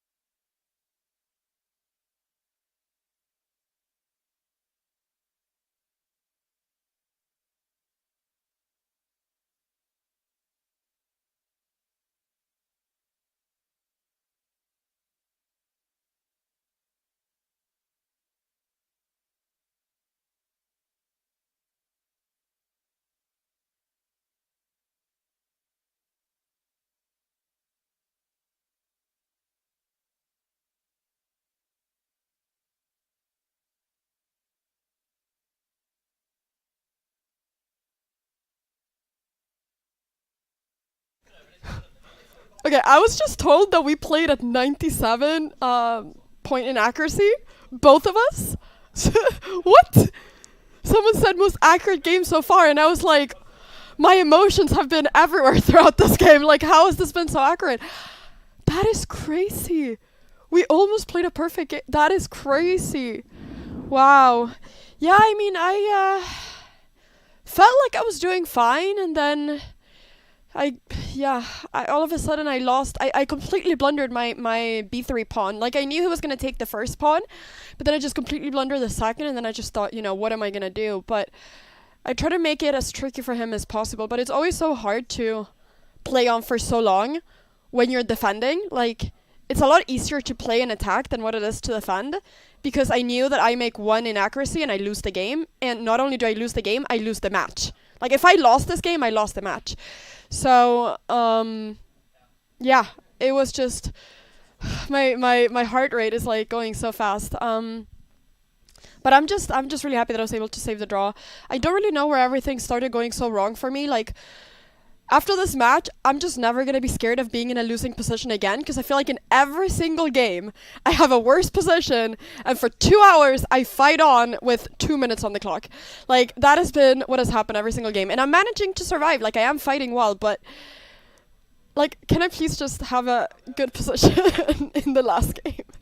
I guess I had a good position in my other white game, and then I blundered. But, yeah, it would be nice to have like a long game of me pressuring him and not the opposite. I don't know what time it is. I don't know anything, but I gotta win the last game to tie the match. It's right now 2.5 versus no, it's 3-2. Yeah, right now it's 3-2. Odin has 3 points. I have 2. We have 1 game to go. If I win the final game with the white pieces, we will go to Armagedon, because we need a winner in this match. It's not going to be a tie. So there's going to be a winner. There's going to win a beautiful watch. And yeah, I just got to give it my everything to get a win the last game. Like, now I just got to... I can't settle for a draw. Like, I'm going to go all in, even if it means taking unnecessary risks. Although, to be fair, I think Odin will be the one taking risks anyways. So... because of the way he plays. But yeah, we'll see what happens. It's Odin is playing really well, pressuring and doing all these sort of things. Yeah, I'm excited for the final game. Also, one point in this game, I looked at the clock and I was like, wait, Odin is in time trouble. Yes! I was like, he's finally playing on seconds. I was like, now he finally knows how it feels. And I was like, is this how he feels when I have a little time? Because I was hoping he was going to flag. And I was like, he must really every single game just hope that I'm a flag, and then I don't, and get very annoyed at that. But, wow, yeah. Gonna try to get Odin into time trouble again. Okay. We'll be back 2:30 p.m. CT for the final game of Anna versus Odin. I think Odin is going to come in here and give you his thoughts as well. But thank you so much, everybody, for watching. We're going to have Odin here, and I'll see you for round 6, the final round of the match. Also, if you're watching this on YouTube, don't forget to subscribe. I think we're delaying the next round. Okay, we're delaying the next round, the production is saying. So maybe around 3 it will start. We will give you the info in the chat. But, yeah. And, yeah. So subscribe on YouTube. And, well... You can subscribe on Twitch too, but that costs money. So maybe you can use a Prime if you have one, because that is free if you haven't used it already. All right, everybody, we're going to get Odin over here.